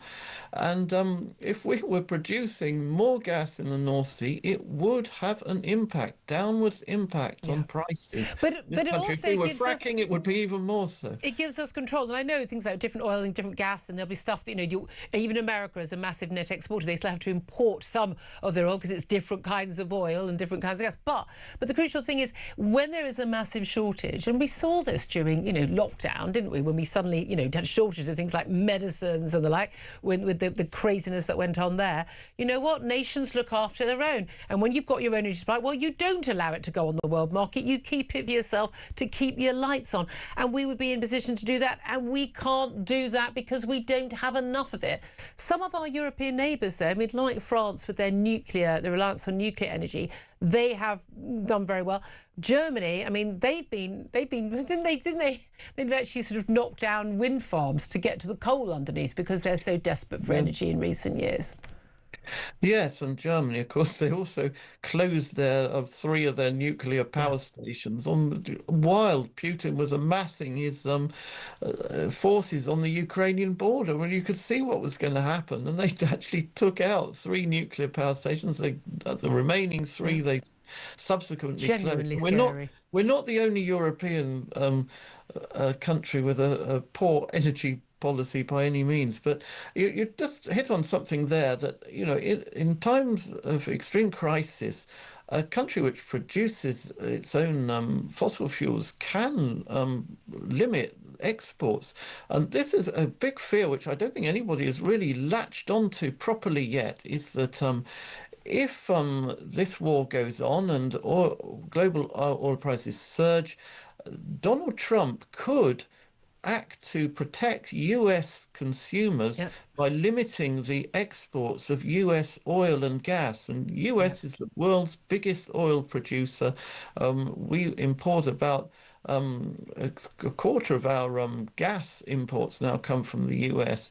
We will be in very, very serious trouble if the Donald Trump administration were to take that and it's the sort of thing that would not be out of the realms of not possibility. Out of character at all, indeed. I'm afraid. What do you make? I mean, Ed Miliband's eco crusade has been dubbed a monumental act of political self-harm, because he's rejected calls to say, like, okay, given where we are now, see the crisis, right, we're going to, we should return to expanding North Sea oil production.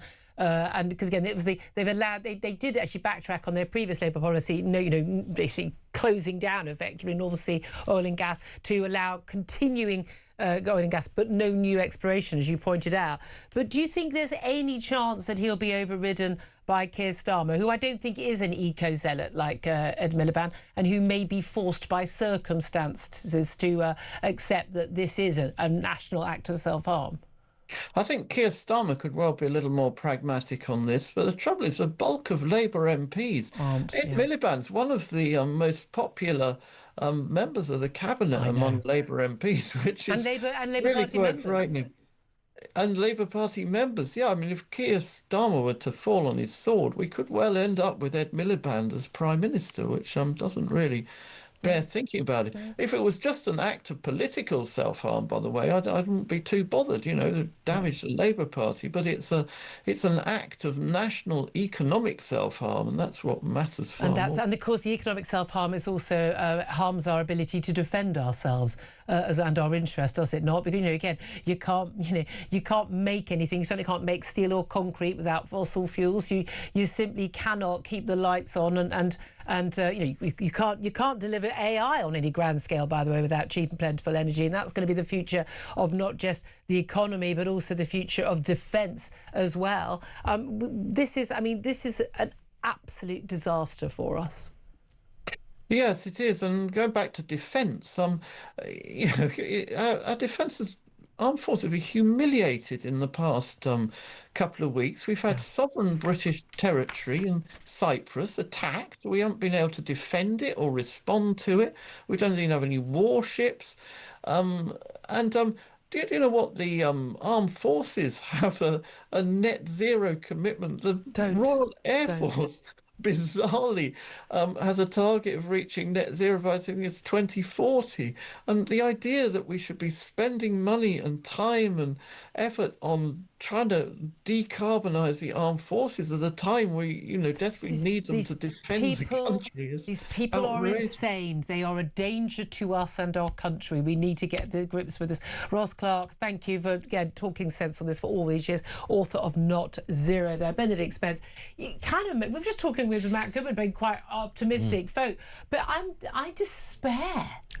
What is it today? The 10-year anniversary of this station? Well, not today. This week. On Saturday. This week. Have things got any better? Have we stopped getting quite as got nutty Brexit. as we were? Well, we got that, and has that actually solved anything? No, it caused the nutters to double down. No, it could. Oh, of course it could, but I asked, has it? Yeah. It actually hasn't, and that's the thing. 10 years. Not with this lot 10 in charge. years it's been on the air, and every week we have to put up with the same nonsense that they just seem to double down on. I mean, the whole thing about trying to decarbonise the armed forces, a couple of thermonuclear reactions, and just like, the important thing is though we're not using diesel, right? Yeah, but this is the thing. It's not. This isn't just like these are bad ideas. They're going to be economically they're costly. insane. They're ideas. properly dangerously insane. This is men in white coats, lock them in a padded room territory. 12:50 is the time. Up next, talking of lock them up in a padded room, we're going to talk about the latest Jeffrey Epstein. Just madness as well, with the brilliant former press secretary to the late Queen, Dickie Arbiter. This is Talk.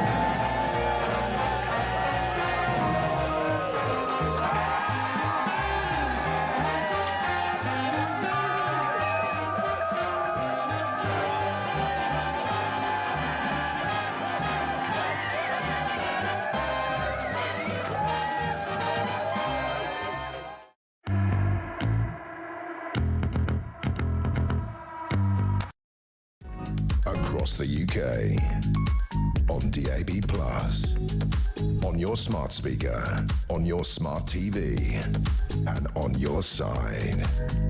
This is Talk. This is Talk, the Home of Common Sense, for me, Julia Hartley-Brewer, coming up to 12:53. Let's get to the final item on the show. Now, normally we've been leading on this for many, many months, and that would be the latest on Jeffrey Epstein. And, well, the plot just keeps on thickening in terms of those documents that have been revealed, or the Epstein files, and what we are learning from them. Let's talk to Dickie Arbiter. He's the former press secretary, the late Queen Elizabeth, and also a former royal journalist as well. Good afternoon to you, Dickie.